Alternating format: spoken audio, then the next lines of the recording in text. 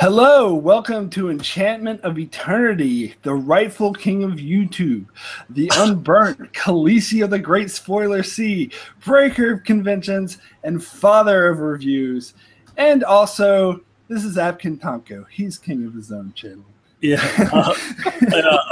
I'm Akton Tamko, king of Akton Tamko's channel. That was such a great episode. It's good to be here with Mark to talk about it. Cool. And also joining us to sort of keep us upstart monarchs in our place and embodying us, special guest, our own Hand of the King, Darrin from D's Reviews. Thanks so much for joining. Hey, everyone. Hey, Mark. Thanks so much for being here. Oh, I'm so excited about this episode. I've just been brimming for the past couple of days, so really thrilled to get to dive in here with you and Akton. So super excited. Let's get going.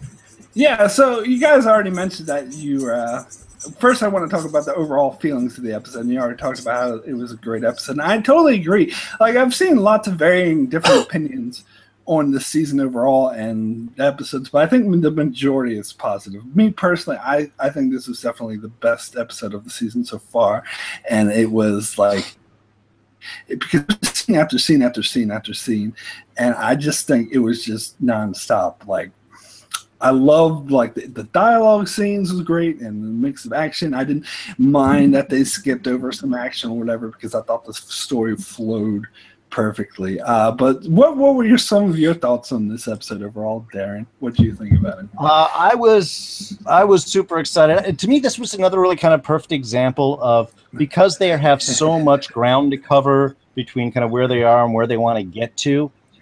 Everything is moving at a really good pace. I think it's really efficient. I think all of the scenes are not overly played. Everything is necessary. I think it's some of the tightest writing in a show that really doesn't waste much time.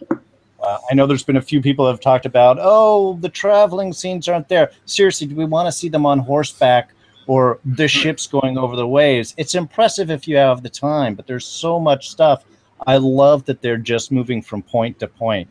And the dialogue is just, everything really has weight and substance to it. And it was something so much to enjoy out of every scene, how each one sort of played right into what was coming up next. It was just, I thought it was just magnificently done.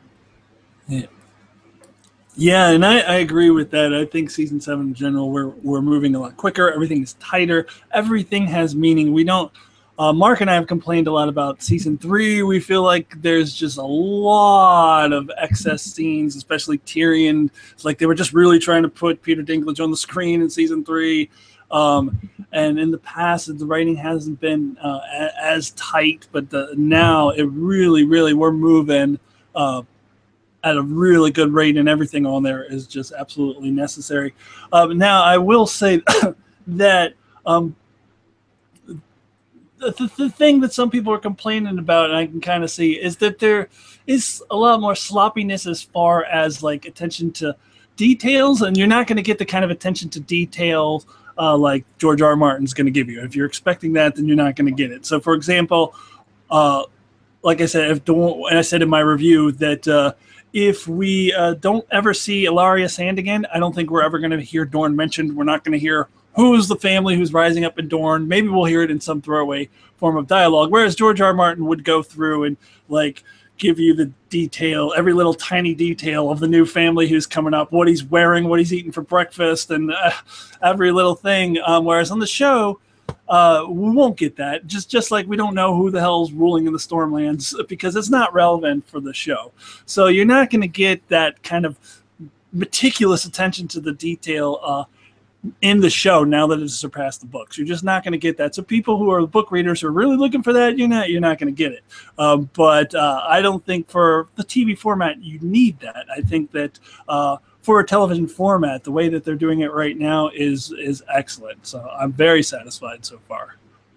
Yeah, and I would say that the show has always been that way, but it's going to be even more so now that they're speeding up the pace and getting to that. They're really going to cut the fat and not even bother with the various details. In fact, in some cases, I've been surprised and pleasantly surprised of kind of detail they do go into. The fact that they even mention like families like the Karstarks and the Umbers and stuff. So I'm just grateful for that, because I know, especially with some of these other kingdoms like Dorne and Stormlands, they're not going to go into any great detail.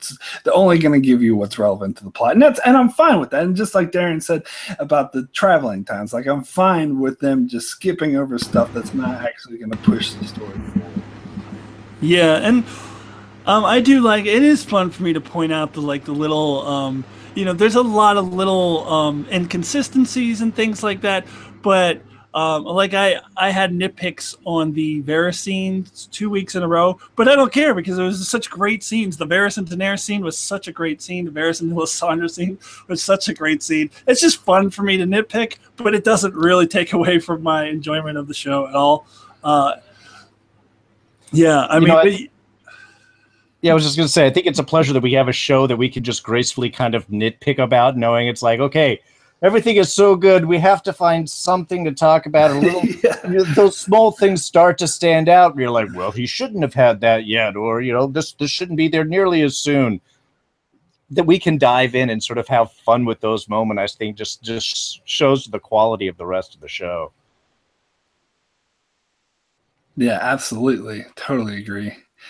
Cool. So let's go ahead and just jump right into it and going to the different sections. So let's start with the big thing, which I think actually this scene went on for like very, very long. And I was happy with that. I'm happy that they actually spent their time when we're talking about, things being faster paced or rushed, to actually, did take their time with the scene, but every moment was used perfectly. It wasn't wasted.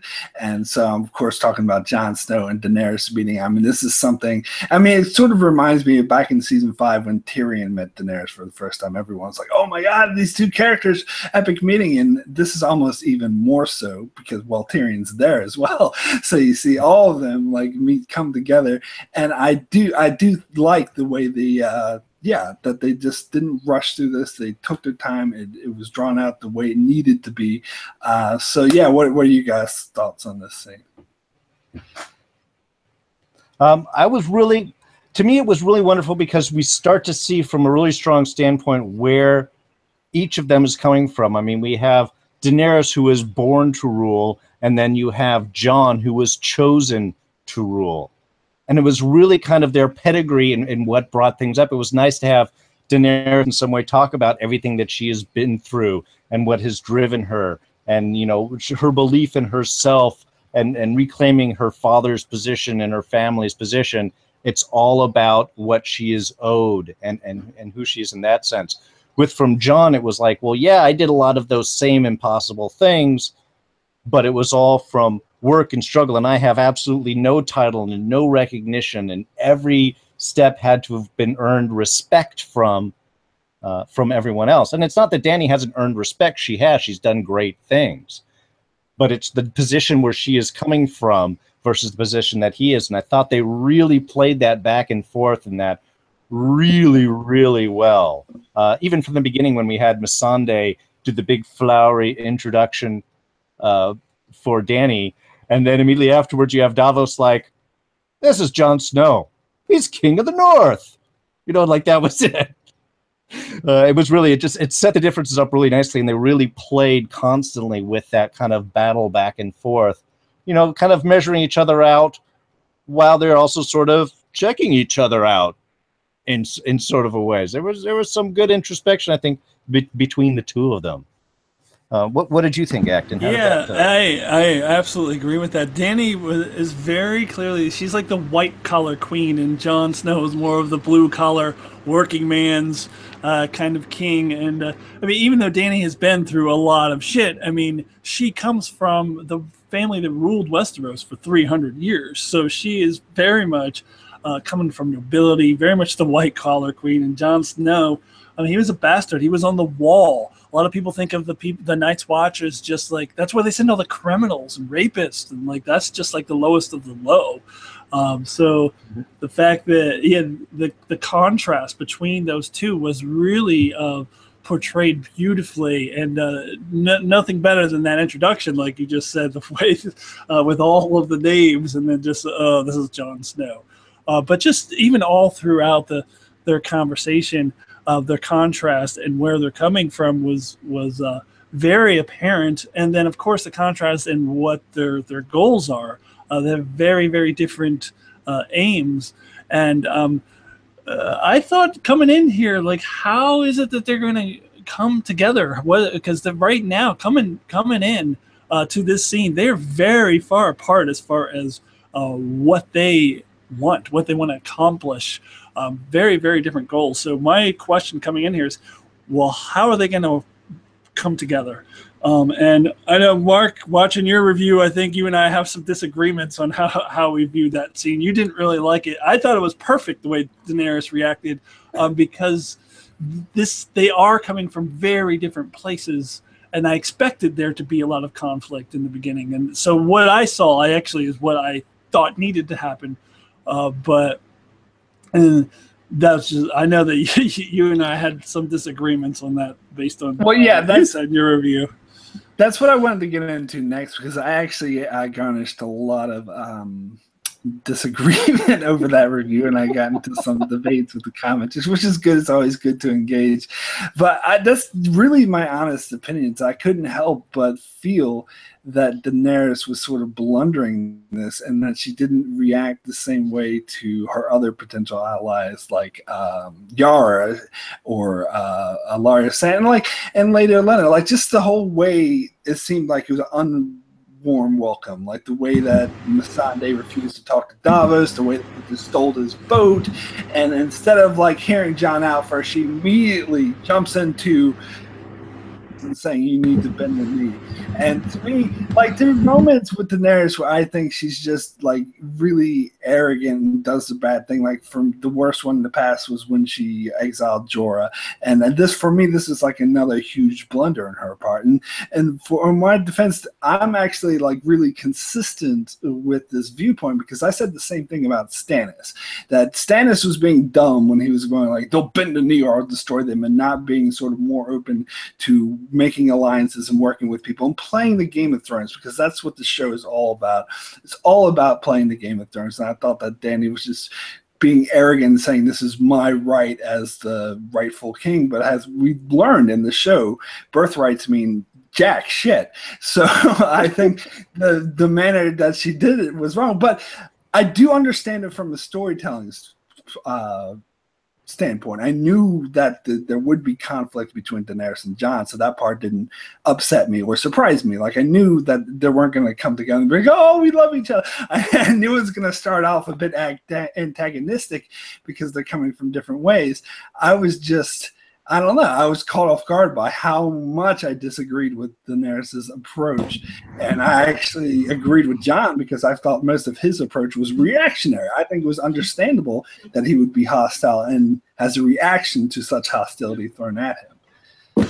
Well, in defense of Daenerys and the way she's treating the other people, neither Lady Olenna nor Arya Sand nor Yara came in there and declared themselves queen or king of anything.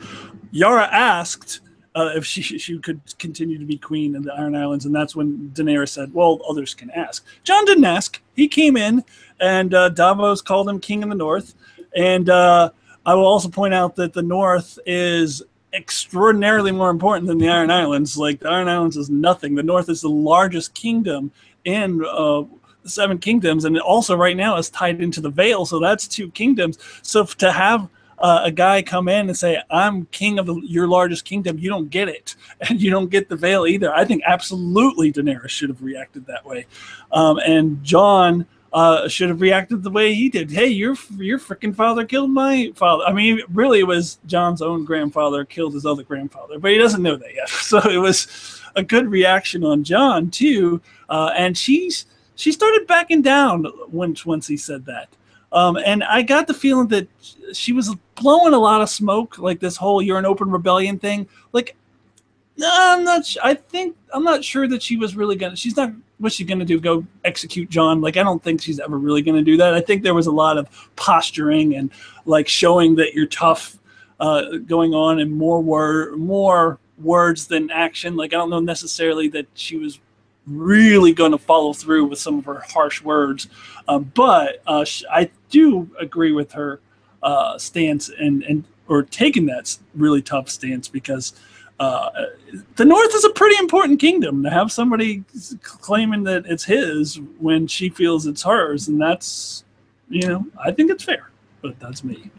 Well, I just want to respond to that real quick before I get your thoughts on this, Darrin. But I actually want to clarify a few things. Is that I don't necessarily think it was wrong of Daenerys to ask Jon to bend the knee and to ask him to give up being king in the North. I think the way she went about it was wrong. It wasn't. It's that old saying. It's not what you say; it's how you say it. And the way that she was like, just the whole like initial meeting was very cold and sterile. When he's a potential ally, he traveled thousands of miles to see her, so she should give him some credit or some benefit from that. And she, eventually maybe just hear him out first and then bring up, okay, well, that's all well and good, but you actually need to bend the knee to me because of this. But the way she started was very antagonistic and very cold. And I dare say, like, if they had approached Lady Olenna the same way, she would have been like, "Nah, fuck you. I'm not making an alliance." That's not how they approached her. Varys is like, "Please," and the Sand Snakes were begging with her, "Please join us." And they should have been a bit, maybe not entirely like that, because you're right. There's some differences with Jon, because Lady Olenna wasn't declaring herself queen of the Reach. But she could have been a bit more treating him like a potential ally. Like to me, the way she treated him was like the way she should treat someone like Randall Tarley, or someone who's actively declared against her, not someone who traveled thousands of miles on the opportunity of working together. Well, I think as ultimate judge, it's somewhere between the two. It's funny because I've talked to a few people, and a lot of what I heard is that Daenerys started sounding weaker the more she started trying to press her point. And I think where it comes from is really we have the intersection of two people that are playing different games. Daenerys is stepping in as the new queen. She's playing the Game of Thrones. Jon is playing the game of survival. She is all very flower and very much the process of how things are supposed to be. Yes, I think maybe a little arrogant with her successes and what she has done, and now she has this giant horde, so she thinks that she can just walk in and everyone's going to bow down, and her natural right to the throne is going to happen. So I think there's a certain arrogance she's approaching this that maybe she shouldn't have. Whereas Jon is undercutting her argument from the beginning, because it's like, look, first of all, you just got here. We've been dealing with all of these big things before. I don't know anything about you. You're the new arrival. Whatever. You look great. But he's talking about, you are worried about who's going to sit on the throne. I'm worried whether or not there's going to be anybody to rule over in the first place. So I think, and it really gave that great comparison from where both of them are coming from. And I think as Daenerys tried to work her argument more and more, because it wasn't working on him, I think that's where she started to get weak, because once she started praising her position and her lineage and the history and all of that, it started to sound more and more hollow, because he's coming back with like, yeah, that's all great. We're going to die unless we figure this out. So I thought it was perfect, and I think that's where Tyrion played his role so great as the mediator between the two, seeing, look, you guys aren't at odds, but you're fighting each other. So let's just get our little language points correct and come at this again. And I think that's where he did such a great bit. I think it was towards the end where he came down off the bluffs and was talking to her. It's like, oh, you've been talking to Tyrion. When she finally agreed to do the dragon glass, that's what Tyrion does. And I think that's his perfect role within these two to go, look, you guys aren't enemies. You're just fighting different wars. So let's get that fixed. Yeah, and I agree with that. I said in my review too, excuse me. I said in my review that I don't think Tyrion was getting enough credit. I think he got a little bit of a win there by getting Jon and Daenerys to come a little closer together. I mean, because he did, royally fuck up with his battle plan. So I think that a lot of people are, really focusing on that. Like, he had terrible battle plans that just went awful. But the good thing that he has done is getting Jon and Daenerys to start to come together a little bit. I thought it was brilliant for him to go to Jon Snow and be like, okay, what can I give you? Well, White Walkers, no. What can I give you? And then they came up with the dragon glass, and Tyrion goes to Daenerys and is like, dragon glass is crap. We don't need it. Let's just give it to him. So now they're starting to move together because Tyrion really understands the importance of these two coming together. He knows that they need Jon Snow. Daenerys didn't see that. She was like, what do I need you for? But Tyrion knows that they do he's been around enough that you need to have the North on your side. No kingdom or no king or queen has ever been, stable without the North on their side. Either if it's you've got the Starks on your side, or you do like the Lannisters and you get rid of the Starks and you install somebody who is on your side in the North. But you always need the North on your side. So Tyrion knows. So Tyrion, that was pretty smart on Tyrion to get them to start to come together like that. I just wanted to mention in the chat, Marco Minko brings up a very good point, saying they're both similar. Jon looking for responsibility ends up with power, and Daenerys looking for power and ends up with responsibility. That's a very interesting way to look at it. And I would have to say that, to be fair, that Jon, the way he went about it, like demanding, expecting them to immediately send help for the White Walkers, was unreasonable, as Tyrion pointed out. And I love how Tyrion was sort of the reasonable one between the two of them, because, and again, I was so blown away. Like, this dialogue scene between, Daenerys and Jon, I was blown away by Peter Dinklage's acting. Like, just with no words, just the way he reacted to this, you could tell he was like, no, this is turning wrong. He was trying to sort of calm both sides, and he could see, trying to be like, Jon, why don't you just bend the knee if it doesn't matter who sits on the Iron Throne, which is actually a fairly good point. So, so I just love the way that Tyrion mediated between these two powers. So I do want to make it clear that I actually did really love this scene.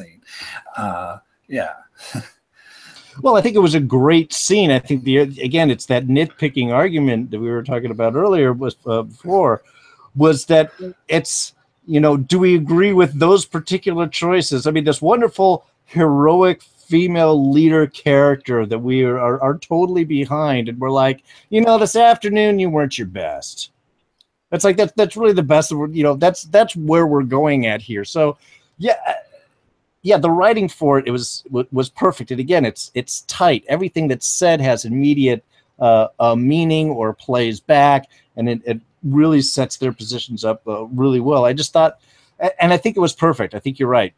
They couldn't have just met and grabbed each other and looked deeply in each other's eyes and went, "Great, let's fight each other's battles and go on and rule together." It's like, no, there's a lot of history here, and I like the fact that they're playing with that, because, again, Jon knows nothing about Dany, and Dany knows nothing about what's actually going on in the North.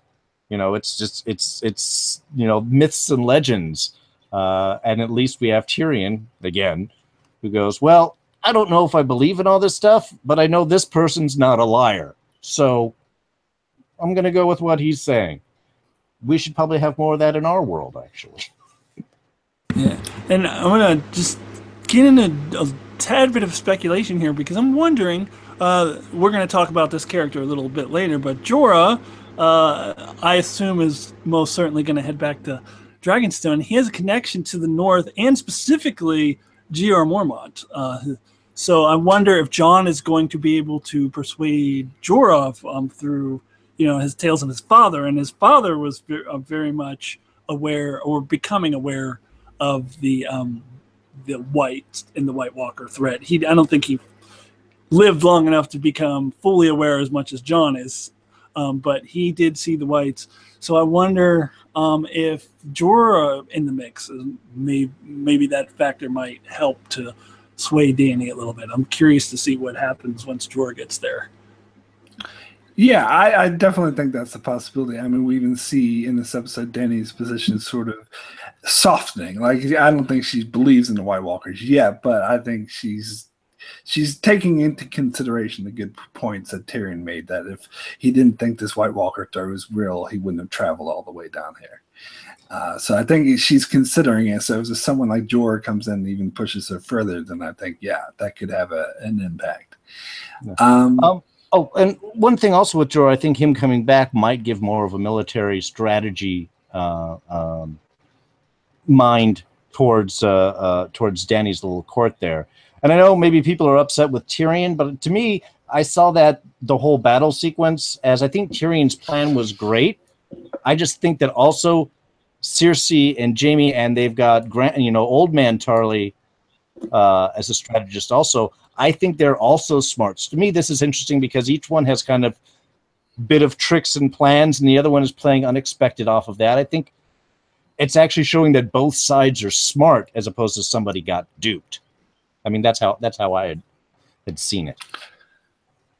Yeah, well, I did want to get more into Jorah a bit later when we get to the storyline.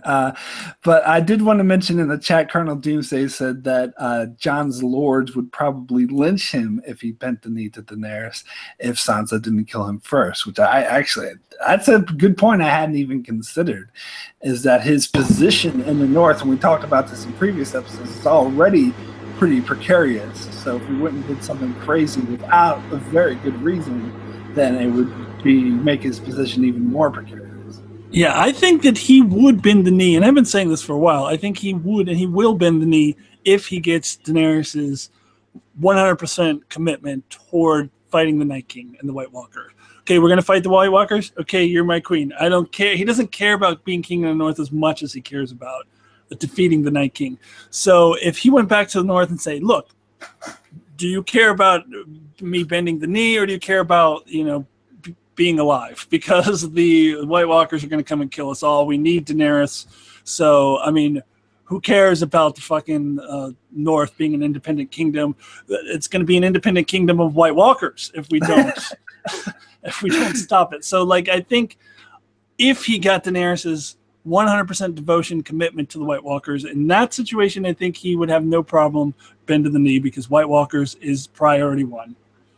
Yeah, and I think that's a great point. In fact, I think that's why, like, I was wondering how come he won't bend the knee, because he said that he doesn't really care about being king. But I think the main reason is because at the moment he thinks that Daenerys, and he's probably right, would order him to send his troops south, and that's the last thing that he wants to do. He wants an alliance that will help fight against the White Walkers, not detract from it and make it worse. So I think that's the only reason he wouldn't bend the knee. And if Daenerys does actually agree to help with the White Walkers, then I think he wouldn't care about bending the knee. He wouldn't care about giving up being king.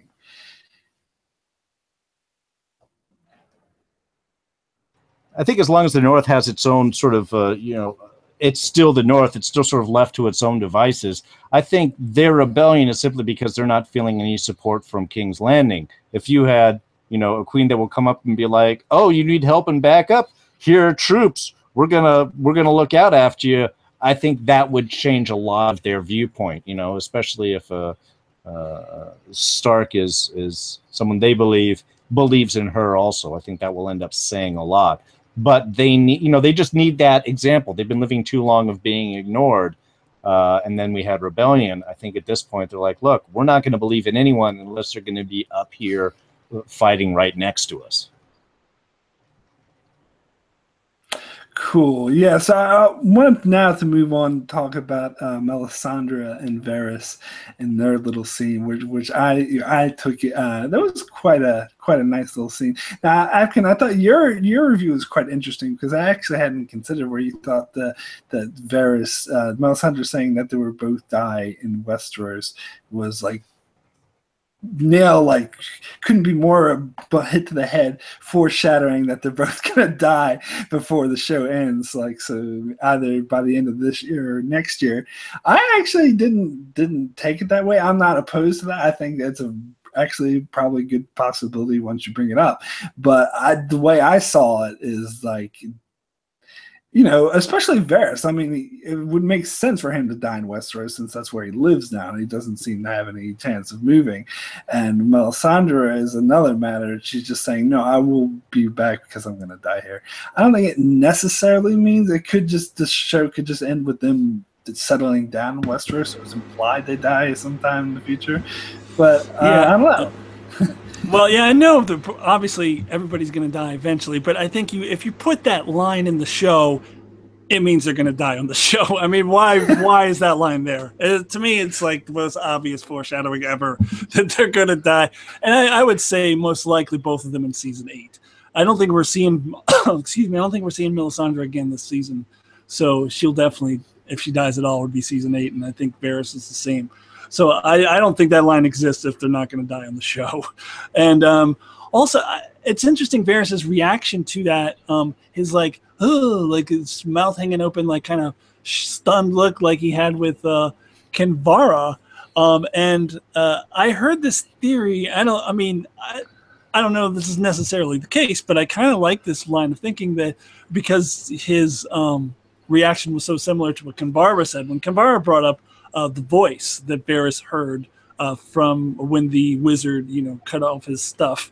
And there was a voice that came out of the flames, and she's like, do you want to know what the voice said? And it was Melisandre elicited a very similar response just by saying you're going to die in Westeros. So the theory that I heard is that the two are connected and that the voice told Varys exactly how he's going to die, and that Varys knows that he knows how he's going to die from hearing this voice, and both Kinvara and Melisandre are reminding him of that. And so, and if that was the case, then he's definitely dying on the show. But I think even if that's not the case, I think just the fact that line was said is just like they're both dead in season 8, 100% as far as I'm concerned. No, they're actually laying the groundwork for the spin-off series, Varys and Mel, The Golden Years. Just the two of them getting a cabin out there in Highgarden and living out their final years. The odd couple. Yeah, there's no wasted dialogue with this. So this is obviously some sort of foreshadowing. I think that's sort of a good point. The idea that that might do something with the voice that he had heard and he fired, that they would link that up, because otherwise, you're right, Mark. He lives in Westeros. Of course he's going to die there. And so many things have been said to Varys. Why would this shock him? That she might come back. Yeah, you would think that might just happen, but you're right. Because it was said, it's going to have to play some sort of role, down the road. And whether or not that's the two of them dying together, that would be kind of an interesting thing. It was kind of like if Melisandre said to him, Varys, in the near future, you will have no hair. It's like, yeah, of course. One morning, you will have breakfast. Yeah, actually, that reminds me of an old obscure Saturday Night Live skit with Christopher Walken when he was the trivial psychic, where he would touch somebody and go, "You are going to spill coffee." And that's Melisandre, the trivial psychic. No, I think Varys' reaction, he didn't react like, oh, well, yeah, of course I'm going to die in Westeros. He had the similar reaction, look on his face, similar reaction to Kinvara, what Kinvara said to him. So I think that Melisandre's line does have meaning to him, and I think it does have meaning in the show, and I think it does mean he's going to die before the show's over. Yeah, I do think you're probably right about that. I do get your point that they don't put lines like that in there for nilly-willy, for no reason. Varys' reaction to me is the big thing. Like the way he just looked so stunned when she said that. I actually have a question for you guys, real quick. The one bit of information that was sort of tempted in the midst of that scene but never fully released is Jon's resurrection.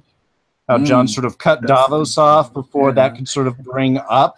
And Dany caught that. He asked, she did ask Tyrion later on, like, well, what do you think that means? Like, oh, the North Northmen exaggerate, and it must be some sort of wisdom. I'm curious, obviously this is something that's going to come up again. Will this be something that will link the two of them in the way? Because while Dany survived the fire, she might have died on the pyre after Khal Drogo's funeral pyre and everything, and thus was reborn with the dragons. Would they see this as some sort of connection that he was also killed and reborn? We're expecting the same kind of fireproofness that she has, but maybe it's just it's a different type of rebirth comparative. What do you guys think? Yeah, that's a very good point. I think that when she asked Tyrion about it, and he was just like, "Oh, that's just Northern men being flights of fancy." I got the feeling from her reaction that she didn't quite take that as it. I think she could tell the way Davos was saying, the way Jon shot him down, that there was a lot more to it. I don't think she is totally knows about it or is convinced about it yet, but I think she's curious about it. I don't think she's as quick to dismiss it. And I think that's we're talking about lines of dialogues that are obviously setting up for things in the future. I think that's definitely another thing that they're definitely, and I think what you were saying, Darren, could definitely be right, that maybe they find that connection somehow, and she is starting to think that maybe there's more to Jon Snow. Yeah, and I'm glad that I was happy that they brought that up again, because to me it just felt like it was this huge thing. The Melisandre brought Jon Snow back to life, and then after that, he was like, "Okay, I'm alive again." And he was hanging out with Sansa when they first met. Didn't really talk about it. He's never talked about it. Never mentioned it. Yeah, I'm just alive. No big deal. Whatever. And it's never been. I think this is the first time it's ever been mentioned since it happened at the beginning of season 5. That he was actually stabbed and brought back to life. So I'm really happy to see this being brought back into the story, because it should be important.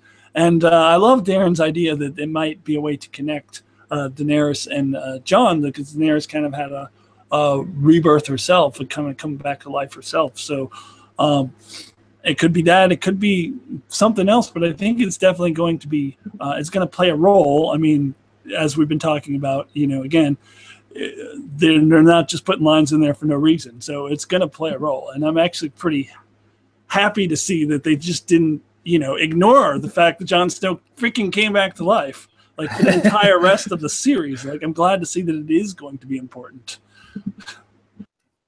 Right. So getting back to Melisandre and Varys for a bit, I also wanted to talk about the big thing that Melisandre dropped that actually surprised me, that she's going to Volantis. I actually did not see that coming. I thought she would just stay in Dragonstone and try to cozy up to Jon Snow again or something. But she was actually smart enough to realize that her being there would just be a distraction for him, because they don't think too kindly of her, and for good reason. She knows it's good reason, so she's going to Volantis. So do you guys have any guesses on why she's going to Volantis, or even if that's going to be important to the show, if that's just some way to get rid of her? Any thoughts on that? I have a guess. Yeah. I have a guess. She's going back to rally the Red Priestesses. She's going to come back with a whole bunch of Red Priests and Red Priestesses, and they're going to rally to the cause against the White Walkers, with their magic or whatever. I think that, because they were all there, in favor of Daenerys, calling her the Princess Promise, all that. I think she needs to get either that, or she's going to get some specific weapon or some specific thing that's going to help fight against the White Walkers. I think she's clearly going back there for something that will help against the White Walkers, whether it's people, whether it's some form of magic, some other thing, weapon, whatever. She's definitely not going there on vacation. She's not going to see the sights. She's not going just to go there and preach in the streets. She's going to bring something back. Whatever that is, we'll see. I like that a lot better than my idea. I thought it was just takeout. Yeah, but that is cool. I had not thought about that, but that will be sort of an awesome thing to bring up this army of fire priests against the White Walkers. Would be a totally cool thing. I want to see that now. Now that you put that in my head, Akton, I want to see that. Yeah, I do think that that does sound like a really good idea. But they would maybe have to play a role more directly in fighting against the White Walkers rather than rallying the people. Because although they were able to rally the people in the East, like they were saying, the Lord of Light religion doesn't really carry much stock in Westeros. So I don't know if they went around preaching it, people would probably just ignore them. No, yeah, it wouldn't be rallying the people. It would be to fight the White Walkers. But that would be a great, promotion for their cause. Hey, we're the new fire priests. We just saved you from White Walkers. How about some? How about some donations? Little prayers our way. Right, you would probably start getting, especially a lot of Northerners would probably be like, Red God, you'd start converting some people. Cool. All right, so I wanted to go ahead and move on, and I want to talk a bit about Daenerys in the scene where she's learned that her allies are gone. She's going to learn that even more, and how she wanted to go off in the dragon and just look for Euron's fleet and burn it. Now, am I remembering correctly? Did you say that was a good idea, or am I thinking of another? Oh no, I thought. Well, what I said was, okay, not necessarily that particularly just flying around blindly looking for Euron is a good idea, but the dragons are not being used. Like, why did everybody's like, oh no, don't ride the dragons. Like, let's just let them circle around Dragonstone. Circle around. I mean, come on. Like, she's there, like, oh, I've got the Dothraki, I've got the Unsullied, I've got 3 dragons, then freaking use them. I mean, they need to come up with some way to use the damn dragons. I think that specific idea of her just flying around blindly looking for Euron, not so great. I mean, if they were able to locate Euron first, then she can go directly to him and burn him with the dragons. I think that would be good. But I think my whole point was they need to use the dragons and stop like poo-pooing every idea that involves the dragons. And okay, if you're not going to fly around blindly, let's come up with another way to use the dragons instead. I mean, it's frustrating to me how they've just dragons are just circling and circling, and they're not using them. But without even getting into spoilers, or even if I didn't know any spoilers, this has nothing to do with spoilers. But I think just story-wise, I think the dragons can't stand on the sidelines forever. Like, I think that. Hopefully that'll be next week, but who knows? But eventually we got to see some dragon action. Well, and we've got to see some overpowering dragon action too, because we know we have Cersei with the ballista, and is that just going to be at King's Landing, or is that going to be with the armies? Because my guess would be the next shot would be send the dragons to Highgarden. You've got open plains with troops. That's great pickings for the. But I think you need to have the dragons do a lot of damage before you kill one. Because my concern is they're going to wait until the big battle, and then you're going to have 1 or 2 that are lost from the ballista, and then there's going to be like, oh, we waited so long to use our big powerful weapon just in time for them to find some way to fight us back. So I would like to see the dragons do some effectiveness before they get, because they're going to get knocked back. There's got to be more back and forth. I don't want that to be quick. It's not necessarily going to be one of them dying, but you don't introduce that dragon weapon and not pay it off. But I think Daenerys' main fault in their strategy, and the reason why it hasn't been working, is because she keeps splitting up her troops. She keeps splitting up her forces. I think you're totally right that she needs to just bring them together, and that's why I thought her flying off the dragons was a bad idea. Even though it was using the dragons, it was more splitting up the forces. So I think she needs to put her full might together, and that's what she's been sort of delaying at or whatever. And I think also later Lena's little speech about be the dragon is going to be more profound now that she's dead. So I think that might inspire her to finally do something. Yeah. And speaking of, actually, no, I don't want to get to that yet. But let's talk about Castle Rock and this little attack. Now, I actually really liked the way they played the scene with Tyrion's voiceover because, as I said in my review, Grey Worm was the only main character at that location, so by involving Tyrion and Daenerys, it sort of involved more characters in it. And plus, like we didn't need a prolonged battle. I think that his voiceover sort of summed it up like perfectly. Like, this is what is happening. Although it is, again, suspension of disbelief that Daenerys and the others didn't already know this plan. Like, they would just send Unsullied off, and Tyrion would be the only one knowing their battle strategy. But it wasn't effective. Yeah. Yeah, and that's another point of disagreement that we had, because I didn't care for that stylistic choice there. I was like, what am I watching? Ocean's 11 all of a sudden now? Like, it's this heist movie. Like, it was, and the fact that they showed like a hypothetical situation that didn't happen. Like, they showed the Unsullied climbing up the walls of Castle Rock, which I took it as that's what would happen if we did that. But we're not doing that. What we're really doing is going into the sewers. That was just weird. Like, I was thrown off. I didn't take that as a hypothetical. I took that as that was actually happening. Like, some Unsullied were climbing the walls in order to distract the Lannister forces, while a small force of 10 good men went in through the sewers and then let all the other forces in. Like, mentioned something about the 10 good men, and people were making jokes compared to like it's half of Ramsay's 20 good men. Right. Yeah, I think I got it more like Akton was saying, that this was, in fact, though on the other hand, I actually thought that it worked well with the narration to talk about an attack and go, yeah, because if we did it this way, it would be horrific. We would totally get our butts kicked. Luckily, I know of a different way. So no, I totally saw that as a hypothetical situation. But, I guess differently, I thought that hypothetical made the narration work, because usually narration is a really tough thing to get away with and have it work effectively. And I thought that it did work, because you just had Grey Worm and the Unsullied there, that it was a way of telling this particular tale and involving other characters. But doing it quickly. Because what was that, like 4 minutes, 5 minutes? Yeah. That was not a long sequence at all. Yeah. I don't think that, Grey Worm has been there since season 3. You don't have to have Tyrion and Daenerys and everything. Trust the audience to know who the hell Grey Worm is. He's been there for 4 seasons.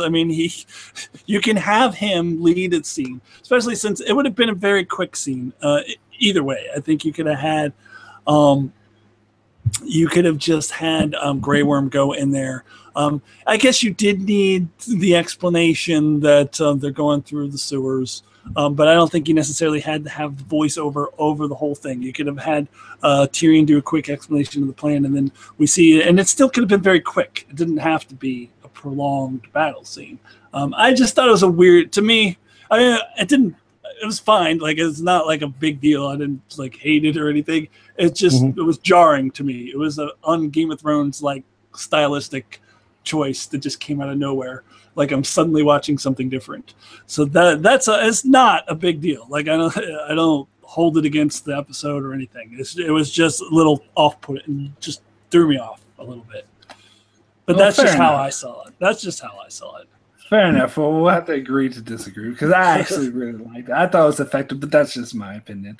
So let's. I want to talk about something people in the chat were chatting up earlier about, and this is like a theory I've been hearing going around, which I actually don't agree with. I don't think is the case. Is that there's a theory that there's a spy in Daenerys's ranks. Because, well, first of all, like Yar's fleet got ambushed by Euron. How did Euron know they were there? And then, Grey Worm totally got ambushed, and they knew he was coming to Castle Rock, and they sent the Lannister forces south. Now, for the second one, if you watch the episode itself, Tyrion explains, he even outright says, Cersei will know we're coming. So there doesn't need to be a spy for them to know that, because he already figured out, and he's telling the audience they know we're coming. I'm not sure what his reasoning, if they just think that because they know Tyrion and they know he'd attack Castle Rock, and he was actually expecting them to have the bulk of their forces there in order to defend from the attack they knew he was coming. And now, as for the first one with Euron, like, I came up with the possible explanation, which there's no evidence for in the show, but makes perfect sense to me, that Euron simply sent a scout, because a big-ass fleet leaving Dragonstone is pretty hard to miss. So you can have a scout watching, and if see a big-ass fleet leaves Dragonstone, track them, and then go and attack them. So to me, there doesn't need to be a spy. And if there was a spy, I don't think it's going to be a main plot point. It's definitely, like some people were saying, oh, Varys is the spy. Like something like that, I definitely do not see happening. Yeah, to me, it doesn't make any sense for Varys to be the spy. It doesn't make any sense for any of them to be a spy. And I absolutely 100% agree with you on that one, Mark. I just think, if anything, I mean, I think you had pretty good explanations there, Mark. But if anything, you could say, well, maybe it's a little bit sloppy writing or something like that. Yeah, more so than there's a spy. But I think actually, Mark, you had some pretty good explanations as to how those things could have occurred without spies. Like, and I just don't think they have they don't have time for a subplot with some kind of double agent, some spy, and all the drama that goes with that. They just don't have time for that. As we've been talking about, they are boom, boom, boom, boom, boom. We are moving through the story. We are plowing through story. We don't have time for this nonsense with one of Daenerys' people being a spy and who is it and blah, blah, blah. Like that's just not the direction the show is going in at all. Yeah. So I will absolutely 100% agree with you that there is no spy. Yeah, I never really thought that there was a spy too. I did hear the same Varys comment. Somebody else had asked me about that the other day, and I was like, we just went through this whole thing with Varys of how much he is there for Westeros and how much he believes that Daenerys is the right one to lead. So why would, especially for Cersei? Varys would not do that at all. So no, I don't think there needs to be. I think maybe at a point they need to drop a line or two and just give an explanation of maybe that Euron's got contacts all over the place, and this is how he's able to know things. He has an expectation of their strategy. Somebody is outthought. I think they can throw a line to give an easy explanation. I think it was just shocking because kind of like 2 episodes in a row, you had the magic appearing Euron fleet. He was just like suddenly there and then suddenly gone and then suddenly there. So yeah, a little explanation, maybe just have him caught by surprise to show that, it isn't some sort of crystal ball he's got tucked in his cabin. Well, to me, I follow that under like Littlefinger's magic teleporter. The way people teleport from one, and that's just it's plot convenience done to push the plot forward. So I'm just looking at that and I'm fine with it because I'm actually fine with the teleporting as well. There was a lot of it in this episode. It doesn't even bother me anymore. I hardly even notice it because I'm so used to it. And I just think the Euron's fleet appearing out of nowhere, I just follow it. It makes the scene better. So there we go. Mm-hmm. Yeah, I agree with that. And I also really, really wanted to point out in the chat, football Pharaoh is saying it says it could be Dario Naharis. Yeah, I've actually heard that. Lover. Yeah. I've heard that before, too. I got a kick out of that. Yeah. All right, cool. So let's go ahead. We're about at the halfway point here. So let's go ahead and move on to Cersei and Highgarden, King's Landing. Well, let's start with King's Landing. And we'll start with Euron parading through the streets. And I don't know. I don't know if I'm the only one who loves this character now. Like, I bashed him a lot in season 6 because his whole "let's go murder them" thing. It was really bad. But to me, this is like the biggest redemption for a character. Like, and to clarify, I love to hate him. Like, I don't want him to succeed. I want him to fail. But I love seeing him on screen. And I love the way he was just like blowing kisses to the crowd, like, yeah, drinking it up, and the way he trolled Jamie. I just love this scene. I just thought it was great. Yeah, I'm really digging this character as well, and I especially love the way he just fucks with Jamie. I just love it. He's got a great on-screen presence. He's as you've pointed out, Mark, a very different kind of villain than Ramsay or Joffrey. So it's not fair to compare him to Ramsay and Joffrey and go, oh, he's not as good a villain as Ramsay. Well, he's a very different kind of villain. We also haven't had as much build-up with him as we had with Ramsay. I mean, we had a whole season of build-up with Ramsay torturing Theon, and at first we thought that Ramsay was good and helping Theon, and then, I mean, if you didn't read the books, you might have thought that, like I hadn't at the time. But, there was all this long build-up before he really, really became this evil villain, and the show doesn't have time for all that build-up for Euron, but what we do see on screen is great. A really great, charismatic villain who makes me laugh constantly, especially the way he fucks with Jamie. So, while it's not really a good comparison to compare him to any previous villain, I do enjoy him for what he is right now. He certainly embraces the fun, I think, the most of anyone. I mean, and you're right. When we saw him before, he was kind of gruff and gravelly, and I think the change this season is that embrace of the pirate king ethos and feel, because that's really how he comes, even with this giant ship with all of the sails and everything. It really just shows that he's there to loot and pillage and have a blast doing it. And I think the character choice to step in and just eat that up as much as possible, I think, was perfect. It changed him from being, someone that could just be another requisite villain to someone that we haven't really seen much of.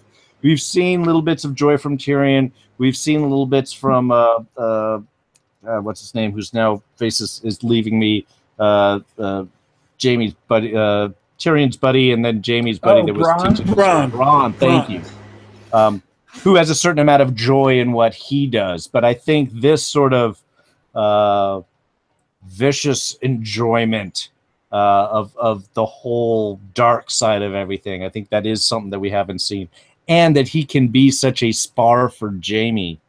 You're right, Akton, I think is a perfect thing. How he can just sort of stab at him and walk away. Like, no, let's not talk now. We'll talk later. It gets him upset and then right out of it. I love that, because in the past, Jamie's always been the smartass. He's always been the one who gets the last word with the smartass comments. And I let him be on the other side of that and totally be trolled. But do you think, like, Euron is smart enough to know that Cersei has no intention of marrying him? I mean, I do. I actually think that Euron has no intention of really following through with an alliance with Cersei. Like, I think he'll kill her in a second and take the Iron Throne. Like, I think, and I might be saying this because actually I predicted this like last year that the two of them would come together and that they would not be trusting each other, or they would both be planning to backstab each other. And I do think that is the case. I don't know if we're ever going to, how fully we'll ever see that get played out. But because we do need to, the story does need to move towards the White Walkers, because we only have 9 episodes left in the series now. Oh, wow. Yeah.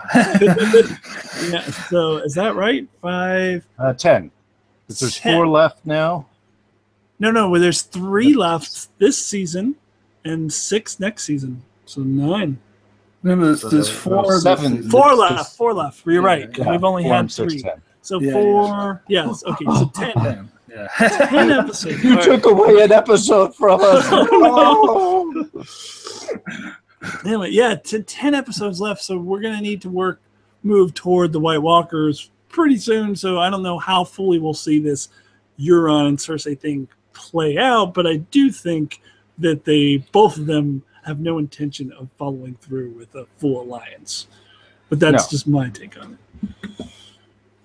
I would hope that he is smart enough not to think that he would, because, she never says, yes, I'll marry you. It's just, yes, you'll get what you desire, or, some sort of like floaty word like that's like, yeah, you didn't really say I would get what that desire was going to be. You left that intentionally little disambiguous there. So, yeah, I think backstabbing should be expected. Well, I think his plan is to marry her first, then kill her so he can be king. So I think that's why he wants to marry her, and he wouldn't necessarily kill her before doing that. Yeah, exactly. Well, that's exactly what I mean. Like, he wants to be king. I don't think he wants her. I think he wants to be king. So, yeah. Yeah. Yeah, and he doesn't want to share it with her. Definitely not. Yeah. No. And I think she on the other hand, she's smart enough to see this as well, which is why she keeps putting him off and has no intention of marrying him. So it's weird that they're kind of using each other for the moment. But cool, yeah. So let's talk about the next scene where Cersei gets her sweet revenge on Ilaria, and a lot of people seem to be enjoying this and the scene, getting like bloodlust.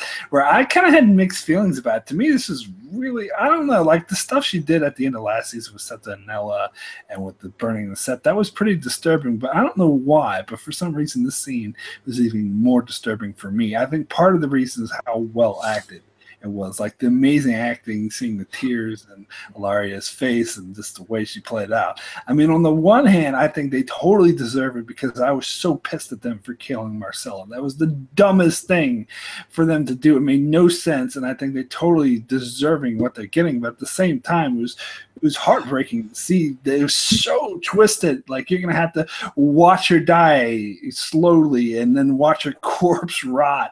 And it's just, it's tense. But what was your take on this thing?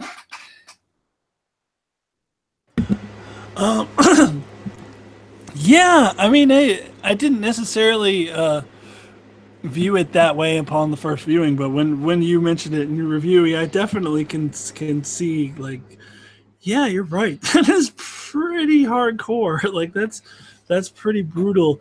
And I definitely, with the Septa Unella, like, that was a very, very unlikable character. And I know people don't like the Sand Snakes and Ilaria's scene either. But I think they're, at least a little more sympathetic. Oberyn was awesome, and Ilaria was awesome in season 4 when she was with Oberyn. I had a little bit more sympathy for them, and even that they did some stupid things. And actually, I kind of was more angry at the writers of just botching the whole Dawn thing than I was at the characters themselves.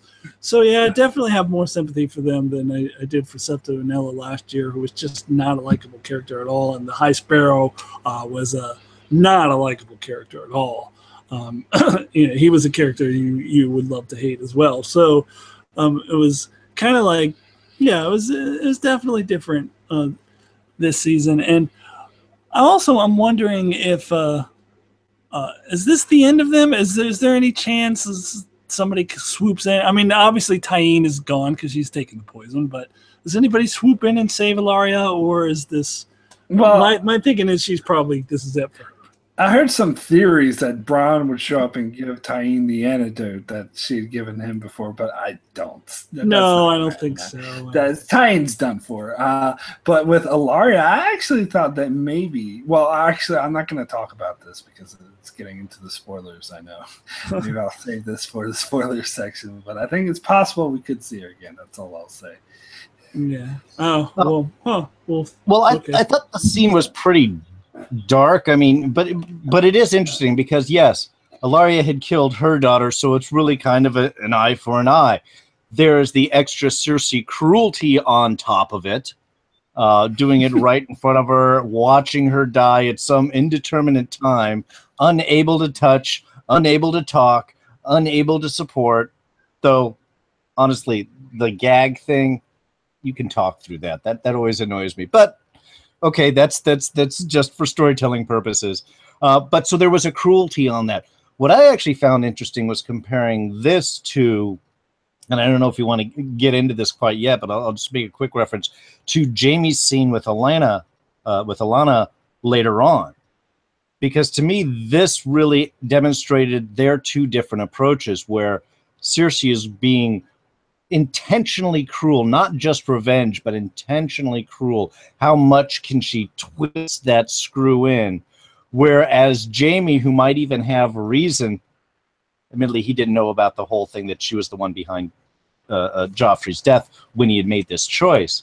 But seeing this, still having that respect and coming up saying, I will be merciful. You're going to die. You have to die. The queen has ordered it. But I managed to talk her out of her more cruel decisions.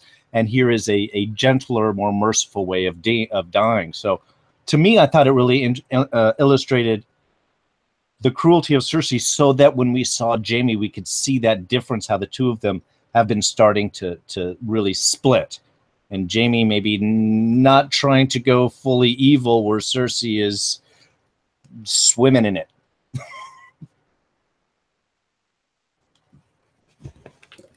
Yeah, absolutely, absolutely. Cool. So let's go ahead and move on and talk about the following scene with Cersei and Jaime. I've heard some people make comments. Okay, she just had poison on her lips, and now she's performing oral sex on Jaime. Is that the smartest thing to do? Well, she wiped her lips off. Yeah. Yeah, but maybe she didn't have poison in her lips.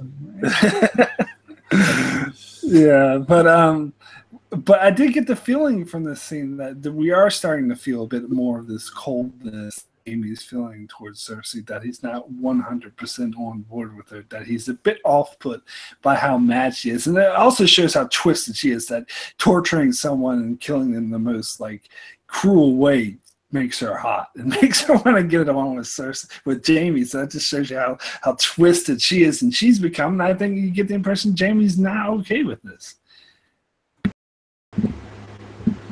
Yeah, I think so too. I think so too. I think you saw it in that scene. I think you saw it in another scene with Elena, which again we don't want to get too much into that yet. But I mean, he's going along with her for now. But I think slowly, little seedlings of doubt are starting to form in his mind, and I think you are seeing it through scenes like that. The way that. She went in there and just stormed in there and just we're having sex now. And it's like, no, I don't want to. Whatever, I'm the queen. We're having sex now. And he did give in, but I think that you're seeing that he's starting to lose faith a little bit in Cersei, I think. Well, it's kind of an interesting comparative. Again, I'm doing these back and forth between Jaime and Cersei, but when Jaime came in and kind of forced himself on her in Joffrey's crypt, it was the same type of thing. He was overcome and just pushed herself on her. I thought this was kind of a certain payoff of that, of now when she's diving into the darkness, she's like, you're just going to go with me and you're going to have to take what I want. I've done it for you. That was kind of, I saw an interesting kind of parallel in that scene. Yeah, that's a good point. And I think it does show the power dynamic, the switch from that now Cersei is the one with all the power. And it's also, even more interesting when the handmaiden came in and Jaime's like, no, don't let us see him. So she's like, oh, who gives a fuck? I'm queen. I can do whatever the hell I want. Which is interesting. And I think it may be true for the time being, but I don't know if it's still the smartest thing for her to do. No, she's, again, once you kind of dive too much and accept too much into your own power, that's always the first step before the big fall is going to come. She's going to miss something. She's going to expect something that's not going to go her way, and it's going to come up and bite her on the butt. Yeah. And also, it's also pretty interesting, and some people are pointing this out, that the handmaiden was taking on Cersei's look with the short hair and wearing all black. That actually kind of makes sense, because people kind of emulated Marjorie's look when she was in King's Landing and The Thing, and it seems like now Cersei's the thing that people are going to emulate her look. I did think that was a nice little touch. Oh yeah, I didn't even think about that. Do you think that they're just emulating her, or do you think Cersei is demanding that they all... No, I think they're emulating her. They're trying to be like her and having her set the fashion trend. Yeah. Cool. So, where were we now? Let's talk about Highgarden and this whole, the big reveal when the Grey Worm's like, where are the Lannisters? And then you see Jaime with a huge fuck-off army, and Randall Tarley and all of them going to Highgarden. Now, I haven't seen too many people that had a problem with the fact that they just skipped over the battle entirely. I think there might have been a few because, just watching the thing, I knew there wasn't that many minutes left in the episode, so I knew there wouldn't be like to make it big to do. We don't. Oh, go ahead. Sorry. Yeah, I was going to say I actually had no problem with it. I actually liked because it's not necessary for the story. The way they did it is all we really needed to see to push the story forward. Yeah, we don't need to see every single battle just drawn out on screen. I mean, I think, it didn't even occur to me that anyone should have a problem with that. I think the point is the Lannisters are taking Highgarden. Jaime outsmarted Tyrion. He used the same strategy Robb Stark used. We get the point. Like, why do you need to see a big battle? Especially since I got the feeling it was pretty one-sided.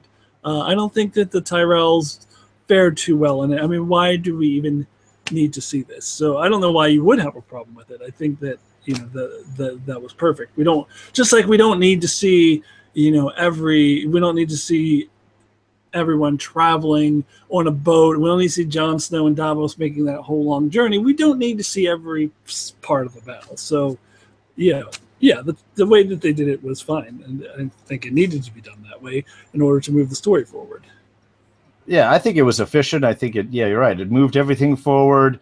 It did pretty much lay out that it was a quick and easy battle. They just had and it was perfect because you saw the huge army coming in. Then they showed the inside courtyard, and it's a pile up of the Tyrell bannermen and knights. And then as Jaime walks in, even Atlanta was just like, did they at least fight well? Yeah, I guess so. Sure. It was perfect because, I would rather spend the money on the dragon battles and other big stuff and the White Walkers. If you want to move quickly over this stuff so you can focus more time and energy on those other things that we're going to want to see big, yeah, fine, good. I'm all for it. Yeah, and I think the other important thing is that to show Randall Tarley sitting beside Jaime, because they mentioned in the previous episode that if Randall joins the Lannisters and all of the other bannermen as well, because they follow his lead. So basically, it's not just it shows that the Tyrell forces are alone.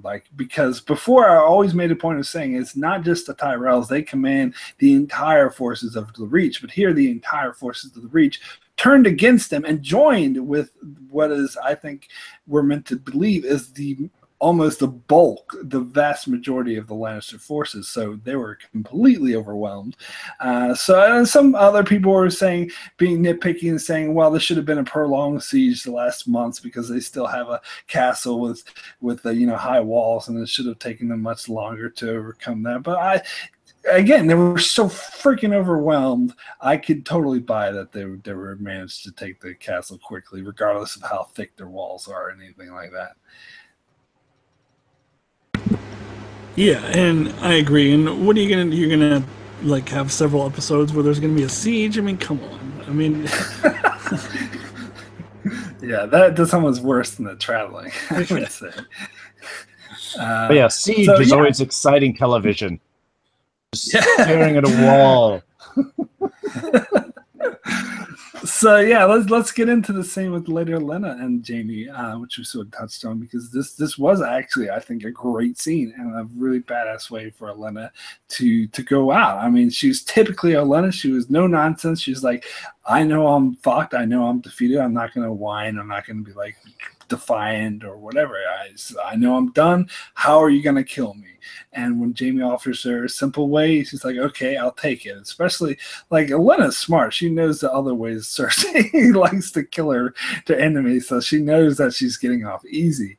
And I love how she takes the poison and she just downs the whole thing, and then I killed Joffrey right after she killed him. She waited until after she downed the poison. I thought that was spectacular. Well, it was great that she didn't drag it out either. Too, with that, she was just like, "Is it gonna hurt? No, great."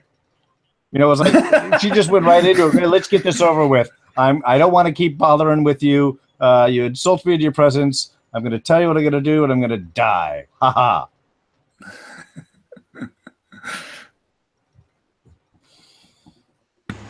Yeah, and I love how she was like, and make sure you tell Cersei. I really want Cersei to know that I killed her son.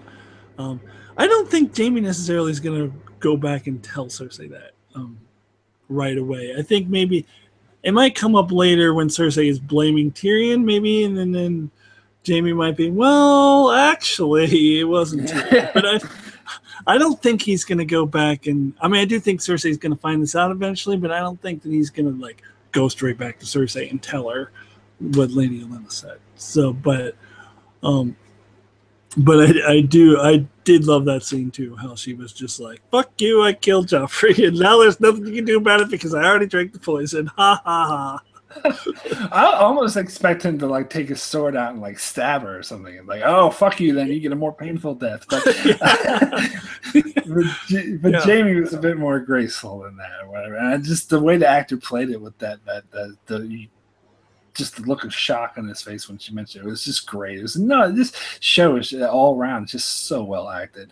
And some commenters are asking me, wondering why she didn't throw Littlefinger under the bus and mention his part in it too, because she obviously has no love for him either. But I think it wasn't. She didn't like not mention like a way to protect him. She doesn't give a fuck about protecting him. She wanted all the credit. She didn't want him to steal any of her credit. She was, I'm the one that killed your son.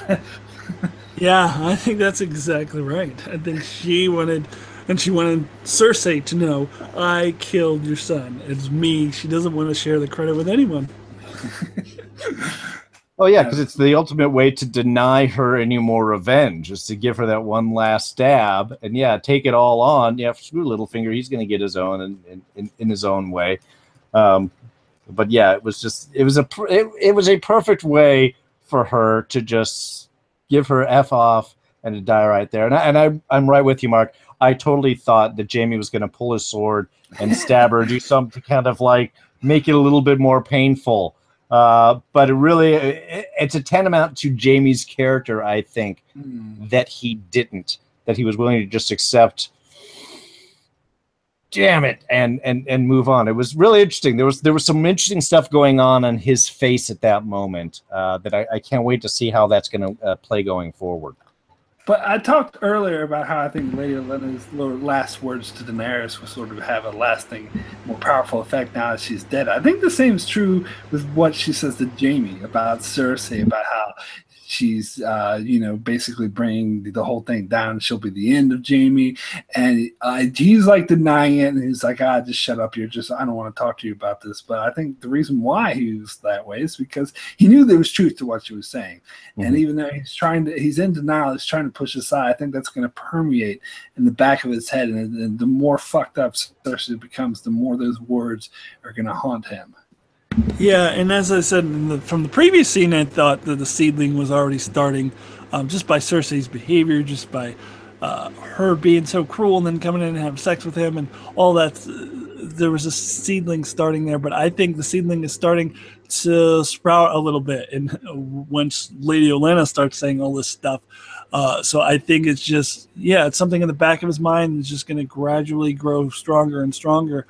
But I do think you're right that those words, even though he completely denied him in the moment, I think they're going to permanate in his head, and he's going to remember that. And I think that he is. I think it's inevitable he's going to turn against Cersei. I actually thought a couple seasons ago this was going to happen a lot sooner in the story, but it's taken a lot longer than I thought it is. But I still think that it's inevitable that it's going to happen, and I think that you saw that beginning to happen there with what Lady Olenna said to him.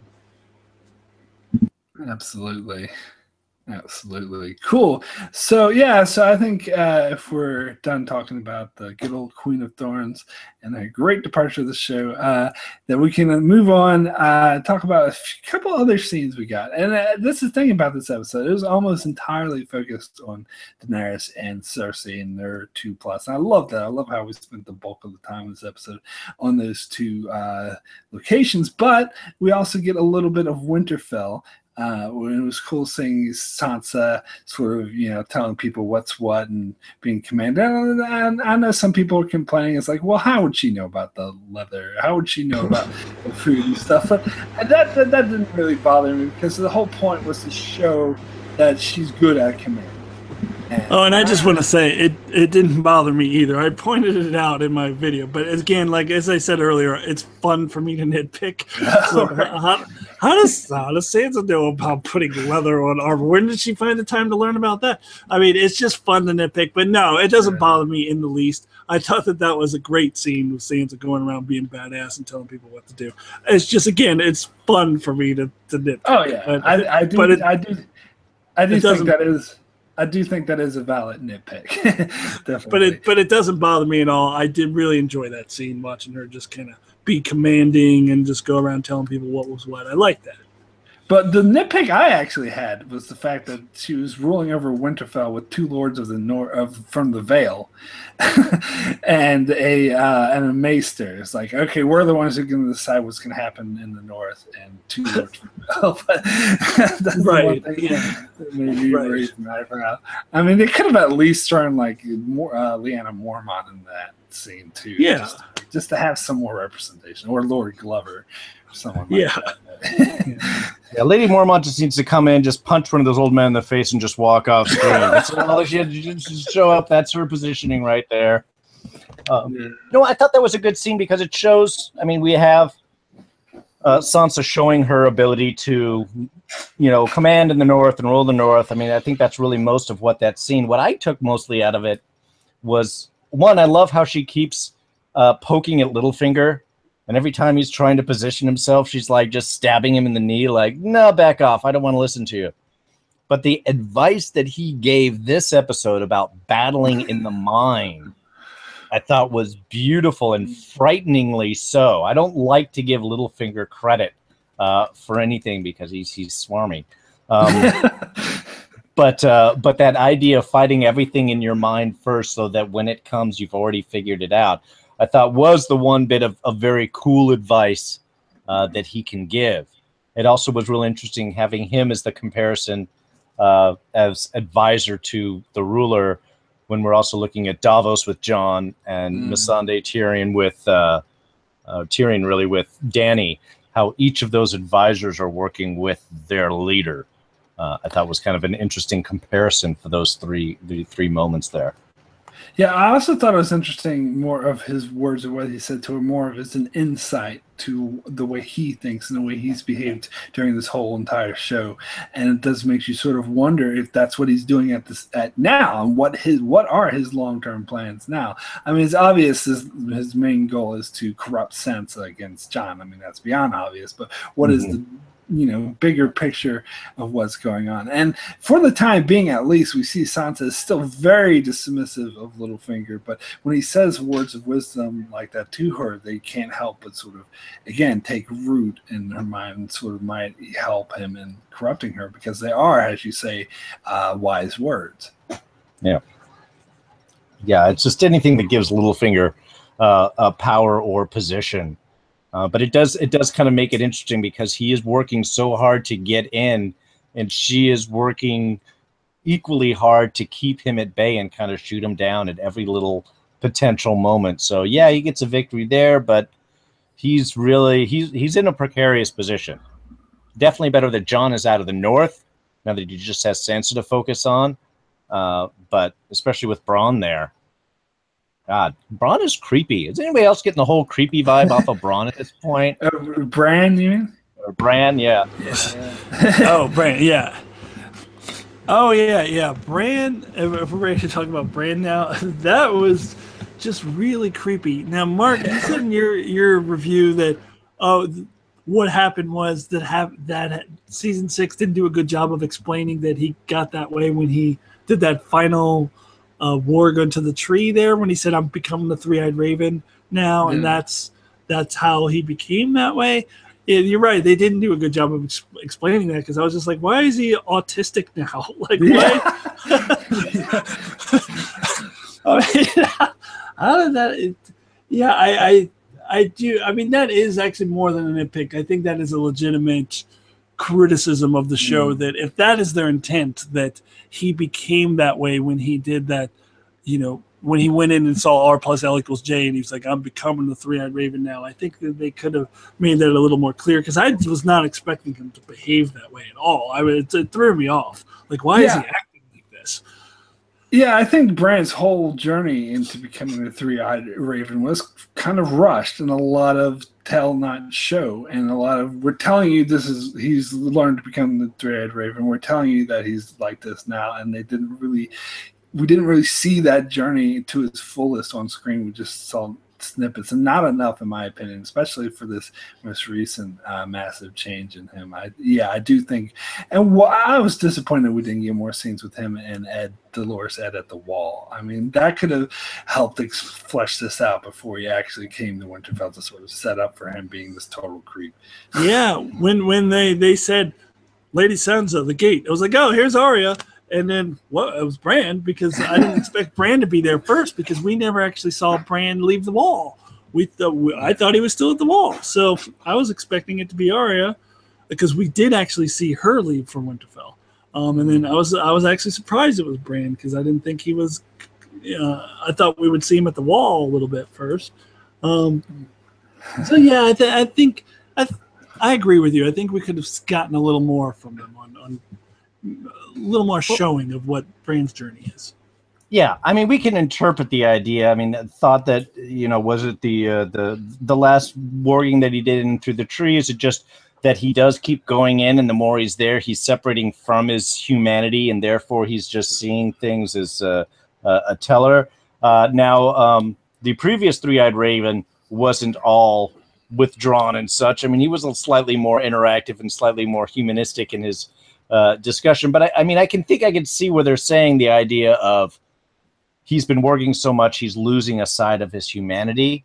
But yeah, they did that so quick. It's like he was one, and then he did the next. That was sort of a weaker transition, I think, than they definitely could have.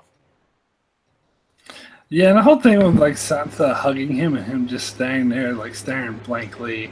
And of course, it's like bringing up, oh, I saw you on your wedding night.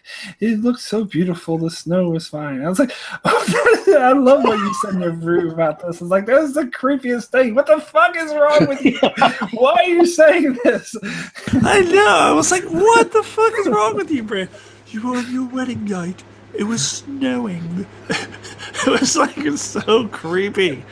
You could have picked any other time in the winter I've been around except that night. The worst night of your life. If he wanted to prove he was a three-eyed raven, yeah, he could have said anything. Like, he could have said, maybe he could have said, and you had Ramsay fed to the dogs. Like, something happy, something she Or liked. you could say, I know that you had strawberries for breakfast this morning. Again, trivial psychics. Trivial psychics. Brandon Millicent. Trivial psychics. You had strawberries for breakfast. And you'll spill coffee later. Yeah. Yeah, I mean, I don't know. I mean, I like that he's there. It's going to be a lot of stuff that's going to happen. I know it's important, but it's just, yeah, I don't know. It's fine. I'm fine with the direction they're going in. It was just such a shocking change, from A to B. There wasn't a ramp there. It was just right. Yeah. He was learning, and then all of a sudden, boom, he's just warging out way too much. It does make me wonder if there's a deleted scenes out there somewhere that. Yeah, I bet there is. I was thinking that too. I bet we'll see it at the end of the season, before the DVDs are released or Blu-rays. We'll see it. But how much do you think he sees now? Because he said he needs to see, but he sees everything at once, but he needs to see better. Like, he's just seeing it in fragments. I almost took that as he's still seeing it like we saw him last season, like when he was the flashes, all the flashes, like where he saw the Mad King real quick and all those different things, like boom, boom, boom, boom, boom, boom, boom, like that. He's still seeing that. But he is able to discern some things because he's able to tell Dolores Ed that I saw you at the Fist of the First Man, and Hard Home. He's able to tell Sansa about our wedding night. So he is seeing some things, but he says he needs to learn to see better. He's not seeing it. It's not all clearly, I think. So it's not. So I'm wondering how much is he able to see, and what's missing.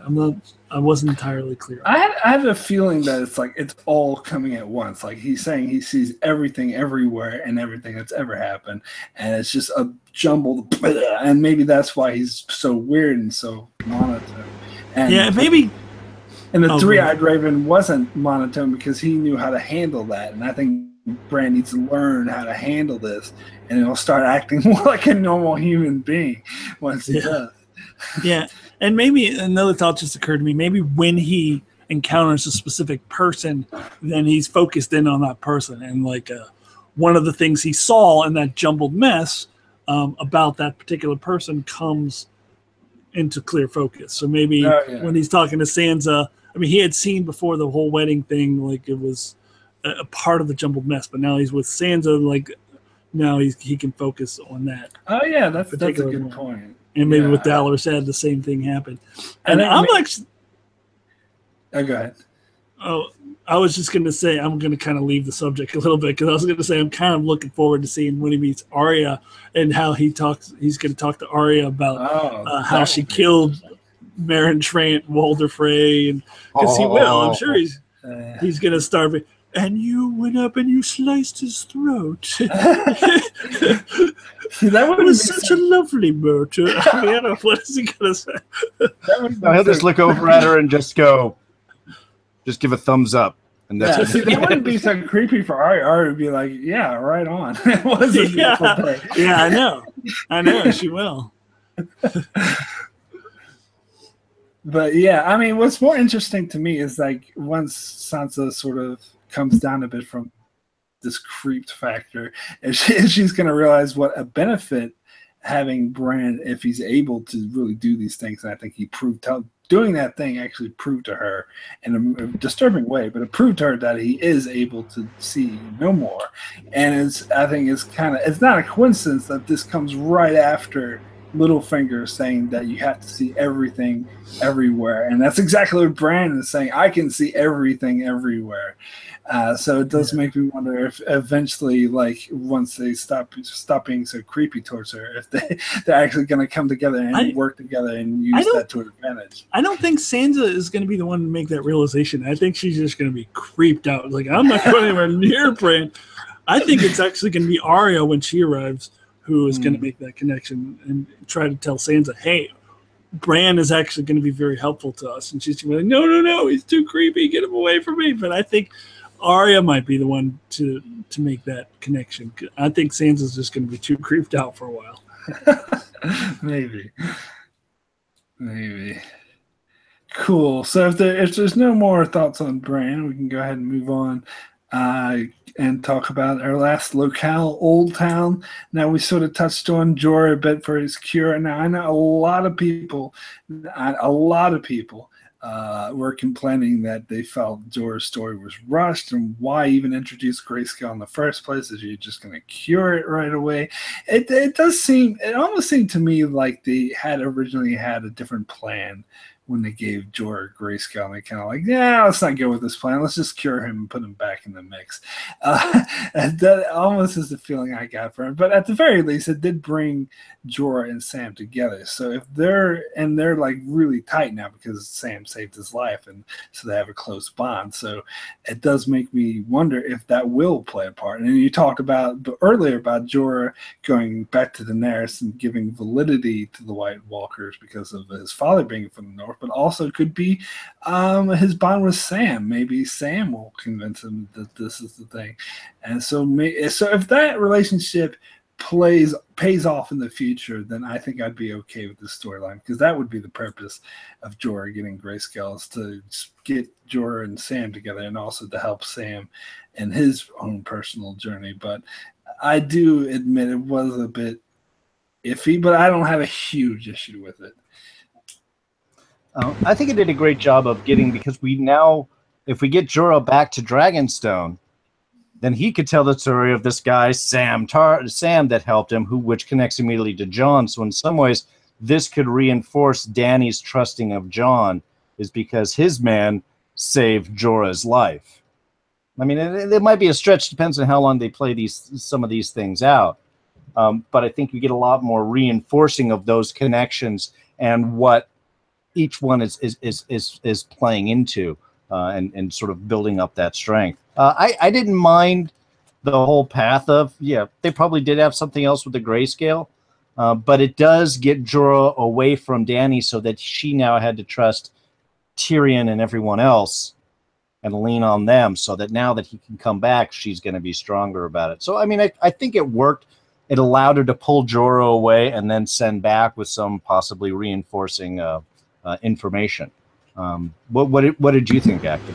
Yeah, I mean, I was one of those who complained about that. I thought it was like, what's the point of even having the grayscale in the first place if that's all he had to do is go see Sam and he just picks it all off and I'm free to go back to Dany again. I mean, I did mention that another possible function could be that they just needed to have a reason to give for Daenerys to have more sympathy for Jorah again, so that she can fully accept him back, because she feels bad for him that he has this horrible condition, and so now she has sympathy for him. She'll get him. He's going to be back in her good graces again. But I felt the whole thing is rushed. I wouldn't say that it's a big deal or it really, really bothers me or ruins anything. It's a criticism, but it doesn't ruin anything for me. It's not that big of a deal. But I definitely, if the whole grayscale thing felt a little rushed, and I do think you could very well be right, Mark, that they originally had another plan for the grayscale storyline, which I really feel that they did.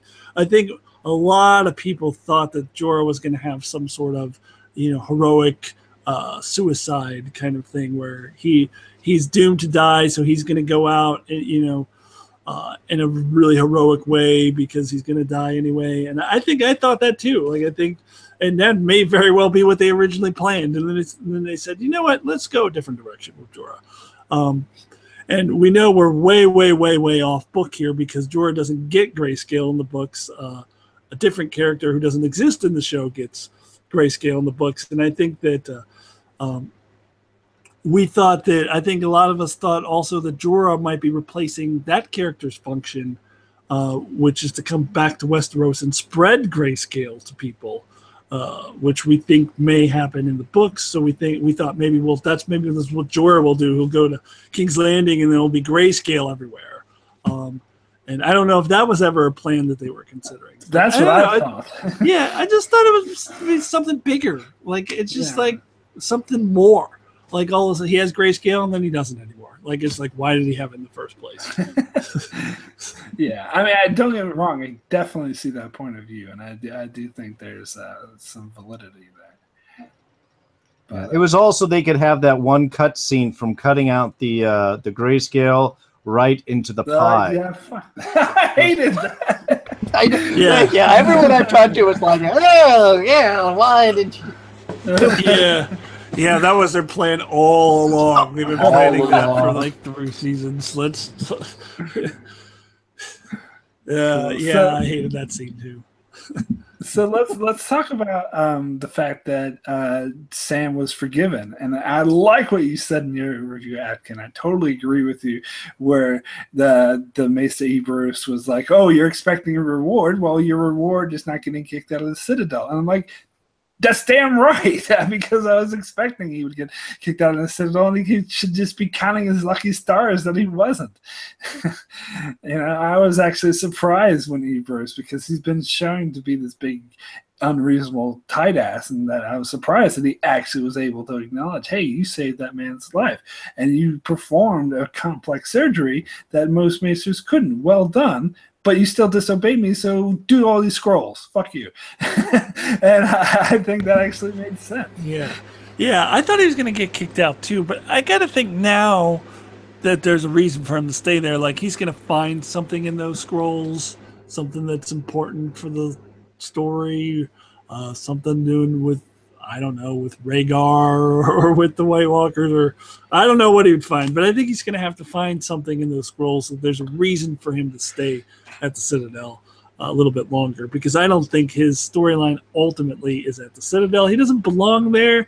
He's definitely at a place he's not. I don't think he belongs as a Maester, and I think you got to get Sam back into the main action. I think you got to bring Sam back to John again. I think you got to bring him back to the heart of the action. So I don't think he should be in the Citadel forever, but it turns out that he needs to be there story-wise a little bit longer than maybe you and I thought, Mark. We thought he was going to get kicked out, but he's probably needs to still learn something else besides just the fact that there's Dragonglass and Dragonstone, which is like, duh. People like he even says, "Oh, Stannis told me this already, but good thing I read in this book." I mean, so that would actually be disappointing if that was the only thing he found out. So I think he's going to need to learn something, perhaps one of those scrolls that Ebros is making him go through. It is interesting that you bring up the scrolls, because that is something I want to talk about next. But I'll let you have your say first, Darrin. Oh yeah, well I was just noticing it's coming up a lot in the chat here of people talking about that he's going to get something out of the scrolls. I also laughed at the idea that it was punishment, because I think the previous stuff that we saw Tarly do was the poop, soup, and piss gathering and distribution. So honestly, translating scrolls, huge jump up. I think that is a big jump. I would take that job any day.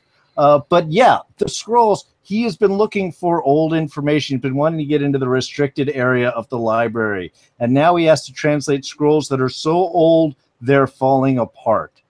This could very well be the source of the information that he is looking for. So I think his response to that statement on two levels was pretty negative. You know, one, do you want to go back to the other job we had you? And two, you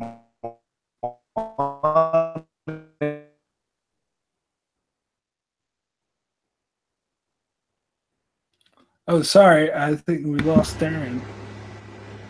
Yeah.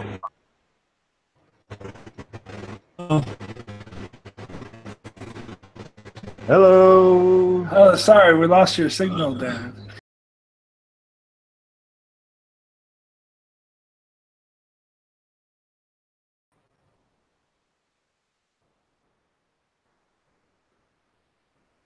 Theory that the scrolls will play a major part and in anything going forward. I heard this theory a lot, and I suppose hearing you guys talk about it does make some sort of logical sense that they're so old they're falling apart. But to me, I saw that as nothing more than busy work. Like, that's just a way to punish Sam, to make him do something that's treacherous. And I think if Sam finds something important, it will be in those forbidden books that he stole rather than the scroll. I think the scrolls are just a throwaway line. But I don't know. I could be wrong. I could possibly be wrong. But I'm sort of the negative Nancy when it comes to this theory. All right. Am I the only one who lost Mark there for a little bit? I didn't hear hardly any of that. You disappeared for a while. Is that just me? Oh, did I disappear as well? Yeah, because my perspective, you disappeared. Did you hear that? I was able to catch some of that, but yeah, Akton disappeared on my screen too. I just figured there's something in the ether. Something. Oh, I disappeared because that's weird, because Darrin was still there, but then Mark disappeared, and I only heard like half of what you said. Okay, so in the chat, they're saying they lost me. So let me repeat myself then. I was saying that I'm the negative Nancy here when it comes to this theory about the scrolls, because I actually don't think it will come to play a part in the future. I don't think Sam will find anything important in them, and that it was just busy work. It was just a way for this Maester to be a dick to Sam, and it's just a throwaway line that's not going to be important. If Sam finds anything that has lasting effect, it will be in the forbidden books, which I think, because the forbidden books have to have more greater knowledge than simply Dragonglass is at Dragonstone. If they're forbidden, there has to be something more into them. To me, the scrolls are kind of just a way to punish them, but I could be wrong. You never know. I could be wrong. I'm just a negative Nancy when it comes to this theory.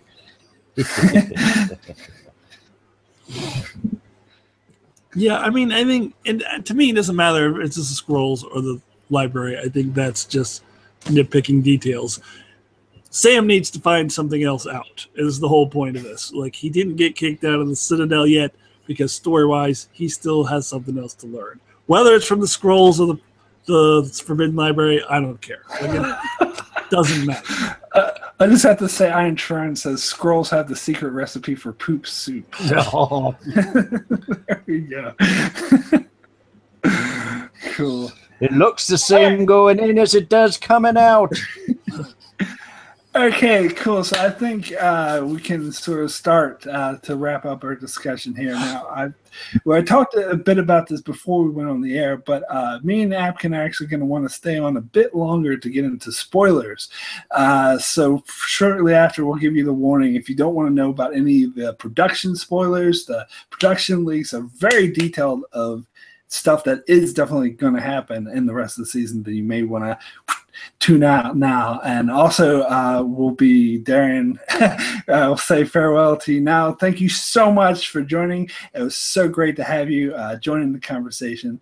Really great. And before you go, just from someone who doesn't know the spoilers, what any like last predictions you have on where you think things are going to go with like Daenerys and Cersei or Jon, or any predictions you want to throw out there? I am going to predict, I think we're probably going to have some dragon action happening next week. I think we'll have the battles, but I think by 5 we have to have the Night King breakthrough. We've got to have some big battle up in the north. With everything going down, that's just what I'm waiting. I knew it was going to be pushed, and we were going to get some stuff back and forth between Cersei and Daenerys. I think they're definitely going to be batting heads a little bit more. But I am just waiting for us. When they're in the middle of something, maybe even after one of the dragons gets hurt. That's when word from the north is that Easthold by the Sea has fallen, and then we'll see Tormund's actions and running away from there, or whatever that battle is. But I really, my hope is by 5, we have some serious Night King happening, because it's been put off so much, and we've been waiting so much, and now you said there are 10 episodes left. We're running out of time. That's really what I want to see. I think that there is going to be something about Jon's resurrection that's going to hit with Dany. I think that's going to open up something with them. And I am curious to see what happens if Arya does arrive in Winterfell, how she's going to react to Littlefinger, because I think she'll suss him out in a heartbeat, and she does not play fools at all. So I just want to see Arya do more stuff. I don't care about anything else. The Hound with the Fire Priest, those are going to be pretty cool, I think. Probably up at Eastwatch also, which might give a good battle up there. That might be what 5 or 6 is. But yeah, those are really the points that I'm hoping for, and just Arya cutting swaths through more people. Cool. Yeah, that's great predictions, and thank you so much, Darrin. If you want to let people know where to find you, what you're up to. Yeah, will do. Again, thank you so much, Mark, for having me. Akton, it was a blast chatting with you. It's always so much fun being able to dive into this with people that know and love it and endear it so much. So thank you for inviting me. Thanks, everyone, for popping up in the chat. You can catch me. I do D's reviews. I'm doing Preacher right now, as well as Game of Thrones. Got a bunch of stuff coming up for fall. Inhumans, Dirk Gently's Holistic Detective Agency, Mr. Robot. I'm at DW Jakes, or you can just look up D's Reviews, D''S Reviews, and that's how you'll be able to find me. Oh, also Twitter at Darrin Jakes, DARRINJAQUES. I'll put that in the chat. It'll be easier that way. Anyway, thanks, everyone. Really had a blast. Yeah. I'm going to jump out before you guys dive into spoiler territory. Thanks, Darrin. Good to have you. Cool. Yeah, and also a warning for anyone else who doesn't want to know about the spoilers.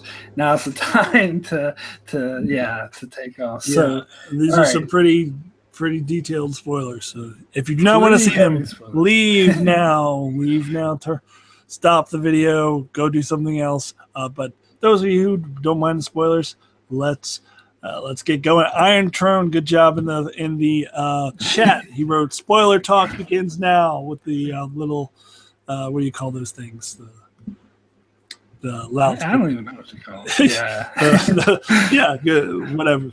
Good job. I did want to just talk about one little thing in the chat that's actually not related to spoilers real quick. Okay, sure. John Felipe Poirier wrote, I would be surprised if the Night King never speaks. I'm pretty sure Dana Dave confirmed that he's never going to speak. I'm pretty sure. Beginning end of last year, I think they did confirm that the Night King will never have dialogue. So I'm just throwing that in there. Now we can get in the spoilers. Okay, so the one, like, I really wanted to get into spoilers with this episode because for more than anything, this episode has me more excited for next week's episode. Like, there was like one of the endings where like, oh, I so want to see it because I so want to see the Lannisters get their asses kicked. I so want to see the comeuppance. But for me, I think the important takeaway, and this is getting back to a prediction I made before the season started. A lot of people weren't on board with this prediction, but I think that Varys is going to find out. Let's assume that he takes lessons from Hot Pie and actually becomes the Master of Whispers again. But I think that he's going to find out that the Iron Bank of Bravos is in King's Landing. That's part of the reason why Cersei went to Highgarden is to steal the gold to pay him off. So his goal. He's going to tell Daenerys, you steal the gold and you pay off the Iron Bank. And I still very much with that prediction. I think that will be the case. Yeah, but you know what? Also, I mean, I was thinking about that too. And Daenerys doesn't owe the Iron Bank anything. So, I mean, she could just say, you know, I'm the one who has all the gold. Iron Bank, you back me more. So the Iron Bank will give her more gold. She has the Highgarden gold, and she's just going to have all this gold, and she's got all the cards in her hand at that point. So getting in the spoilers, we know there's going to be this big battle next week. I heard somewhere that it was going to be a 90-minute episode. I don't know if that's been confirmed or not. Oh, really? I haven't heard that. I heard that a while ago. I heard that a while ago that episode 4 was going to be 90 minutes. And I don't know if that's ever been confirmed. That could have just been some crazy like rumor, whatever. But we know there's going to be this huge epic battle next week. And I think that Daenerys will win. And then that she's going to have all the gold. And then the Iron Bank dude is going to turn around and go and back her. I don't think she necessarily even needs to give it to the Iron Bank. She doesn't owe them anything. That's actually a good point. Well, I was thinking that she would give it to him to pay off Cersei's debts, to be like, yeah, see if how much better, because she's going to consider the crown's debt. She's like, I'm the crown now, so I'll pay off the crown's debt for you. Yeah, she could go that way too, but she. I mean, you're right. She doesn't have to, but if she wanted to even earn like extra brownie points or whatever, yeah. But I mean, she could just say that I'm the one with all the gold and I'm the one with all the power, and I have these dragons who just roasted all of these Lannisters. Iron Bank, come back me now. And she will also have the Highgarden gold. So then she's got all the cards in her hand at that point. At that point, Daenerys, suddenly we've gone from Cersei just being dominant to Daenerys all of a sudden has all the power again. Like she has all the cards in her hand. Okay, so Jean-Philippe Poirier posted the timings of each episode in the chat, and he was saying episode 4 is 50 minutes. 50 minutes. Okay, so was it some crazy rumor that I heard that it was 90 minutes? But episode... That surprised me because it seems like a lot's going to happen because they showed like Arya in the preview. But then again, where are you getting that, John Philippe? I mean, is that like how do I know that those aren't just numbers that you're just throwing up there or that you just got from some random place? But assuming because that would make episode 4 the shortest episode. There's got to be a lot that's going to happen, and there's going to I don't know. I need confirmation that that's accurate. I don't know that I necessarily know that that's accurate. But that doesn't mean 90 minutes is accurate either. That could just be something. Yeah. Oh, he said "Watchers on the Wall" is where he got it from. Really? They tend to be pretty accurate. They tend to be pretty accurate. Yeah. Yeah, so it could be the case. You never know, but maybe because I said to show other people in the preview, but we could just get like a 2-minute, 3-minute scene, like we did the very brief scene with Sam and very brief scene with Sansa. So it could be the same thing, and next week the main focus is on this battle because as we've seen with like Hardhome and stuff, they can do great expansive battles in like 10 minutes or less. That scene there's brand, they seem a lot longer than they actually are. Yeah, it's true. It's true. They could condense that battle scene to 10, 15 minutes. I really want to see Arya return to Winterfell next week, and I had it pointed out to me. I didn't catch this, but I guess there's like a just really split second in the trailer of somebody riding a horse approaching Winterfell, and it looks like Arya. So it looks like we probably will see her at least arrive at Winterfell next week, and that's what. I caught that in the trailer. Yeah. But also other thing in the trailer is with Tychonosaurus saying, what was he saying? Oh, you'll have our support as soon as we have our gold. That's not obvious foreshadowing. Like some people thought that made it too obvious that he's never gonna fucking get that gold from Cersei. There's no way. Like make it very clear. But the other thing is like. There could possibly be transporting other goods like food and stuff from Highgarden. And some people were predicting that Daenerys would have her dragons burn it, but I don't think so. And some people even saying the dragons would burn the gold. I think that would be dumb. Why are you going to do that? Steal the gold. And I think the same thing with the food is that a good way for her to win over the people who I love that little line in this scene about Euron saying that they cheer for whoever. It doesn't matter that if she just shows up to King's Landing or any other place and just starts feeding the common people, then they'll love her and they'll be like, oh, Cersei, fuck her. So I think that would be smart to steal the food and feed everyone with it and have her be the badass. So, and I also think they made a point in this episode of showing that this is the bulk of the Lannister forces. So if Daenerys comes in and kicks ass, then I think the Lannisters are done. I mean, and that's the way the show has always done things, which is quite different from the books and it's a bit more simplified and dynamic. But whenever an army loses the battle, that's it for them. Like when Stannis lost Blackwater, that was it for him. When he lost to the Boltons, he was done. And so I think if the Lannisters have all their forces and they all lose, then I think after episode 4, the Daenerys will officially win the war, although Cersei will still be in King's Landing. But she'll have all the cards in her hand. She will just won this huge war. She would have taken out all the Lannister forces, and she's going to have all the gold, Iron Bank on her side. Like Cersei is pretty much at that point. It's inevitable. She'll still be in King's Landing, but her defeat is inevitable.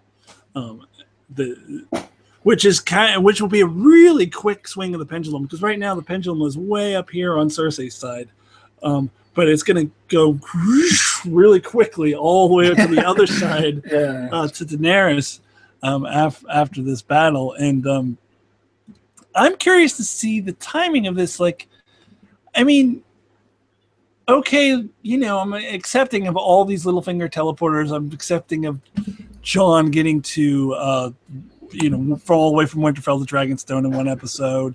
And I saw somebody mention in the chat earlier, Jorah will arrive at Dragonstone next episode. I think he does, according to the spoilers, or episode 5, maybe. I thought it was episode 5. Actually. Yeah, he might be. And I'm accepting of all of that, but how is she going to get all the Dothraki over there before they get back to King's Landing? Like, how's that even possible? First, she has to find out that they have the gold, that they're going from Highgarden to King's Landing with all the gold. And first she has to even find that out, and then all the Dothraki have to get over there. I just don't know how the timing of that works. Well, and then she also has to know the exact route that will take her. Although I think they'll probably go on the main road, so it probably won't be too hard to figure out where they're going. But she has to know when they will be at a certain point. But I think she'll figure this out the same way Euron figured out where to find Yara's fleet. She'll just show up and she'll be there, and I won't have a problem with that. Now, someone in the chat is, I think, I See Fury is asking about what happened to the Unsullied, and that's a good point, because are we sure they're going to be at the battle next episode? Because no, I'd always heard in all the spoilers that they absolutely were not going to be. That it was going to be Dothraki and dragons. And if I don't know if all the Unsullied really are at Castle Rock or not, but if they all are, then it definitely won't be. The only other thing the thing that started getting me doubted doubting it. It was like, oh, is Unsullied going to be at the battle? Is that we saw this scene in the trailer of a dead Unsullied on the grass, which we actually saw this week.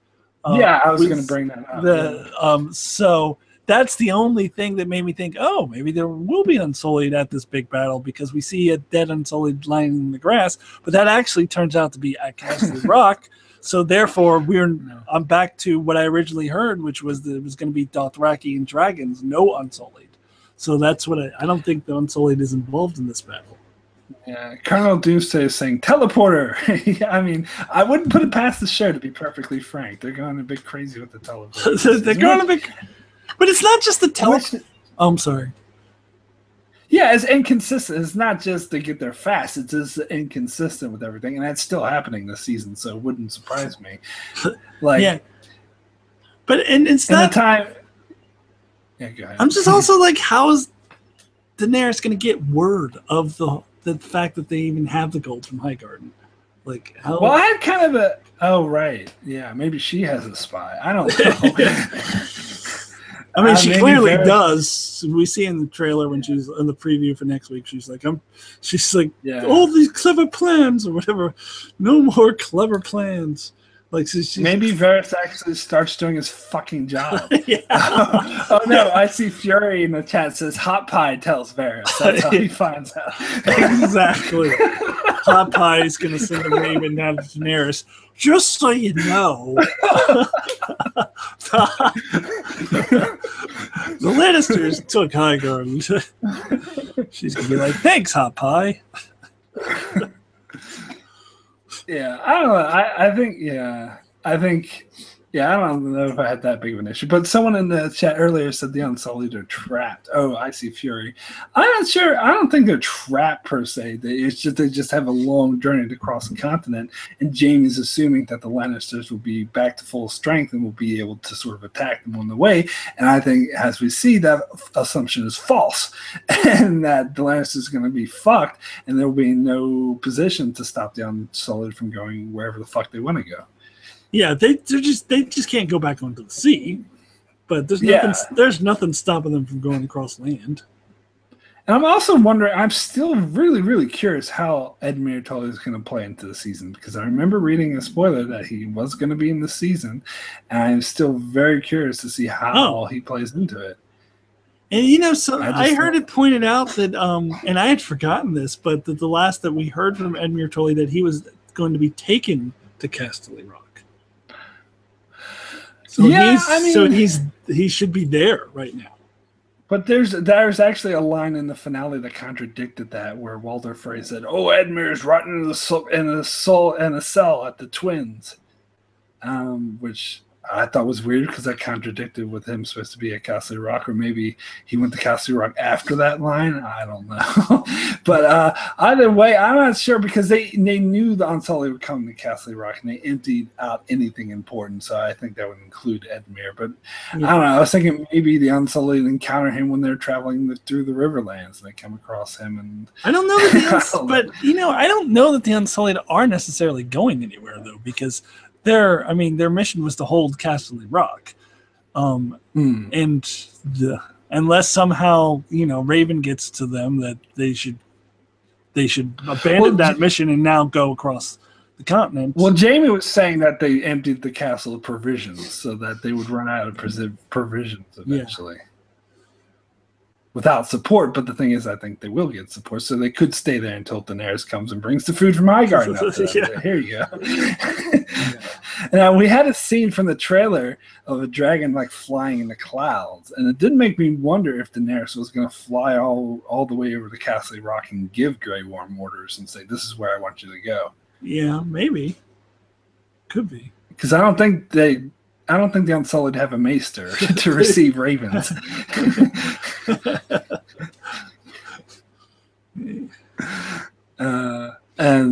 But I don't know. I think it's still possible that the Unsullied could, some people were predicting they do a pincer move with Jaime on the road, is that the Dothraki would come at one side and the Unsullied would come at the other.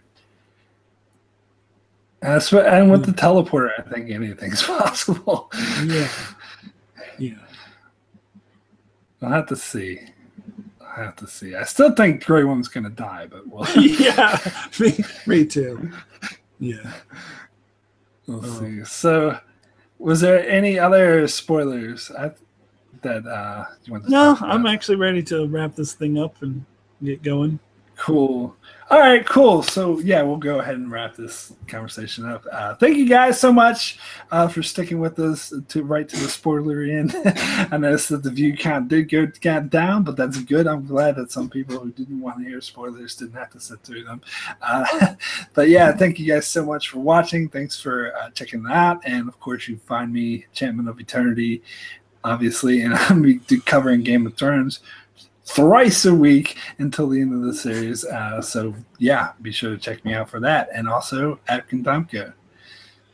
Yeah, definitely check out my reviews on Akton Tamko's channel. I do have an announcement. I guess maybe I should have said this before we got into the spoiler section, because now only the spoilery people are going to hear this. But maybe I'll make a separate video or something. Yeah. But I typically have my reviews up sometimes as early as Monday morning. Sometimes I'm talking about United States time, obviously. Monday morning or Tuesday morning. Next week, I'm going to be on the road. I'm going to be doing a lot of backpacking and camping in the woods. And so my plan is to find a hotel Tuesday night where hopefully I can find HBO and they'll replay Game of Thrones and I can watch it. So it's going to be, little touch and go. Hopefully I can get my review out Wednesday or Thursday next week.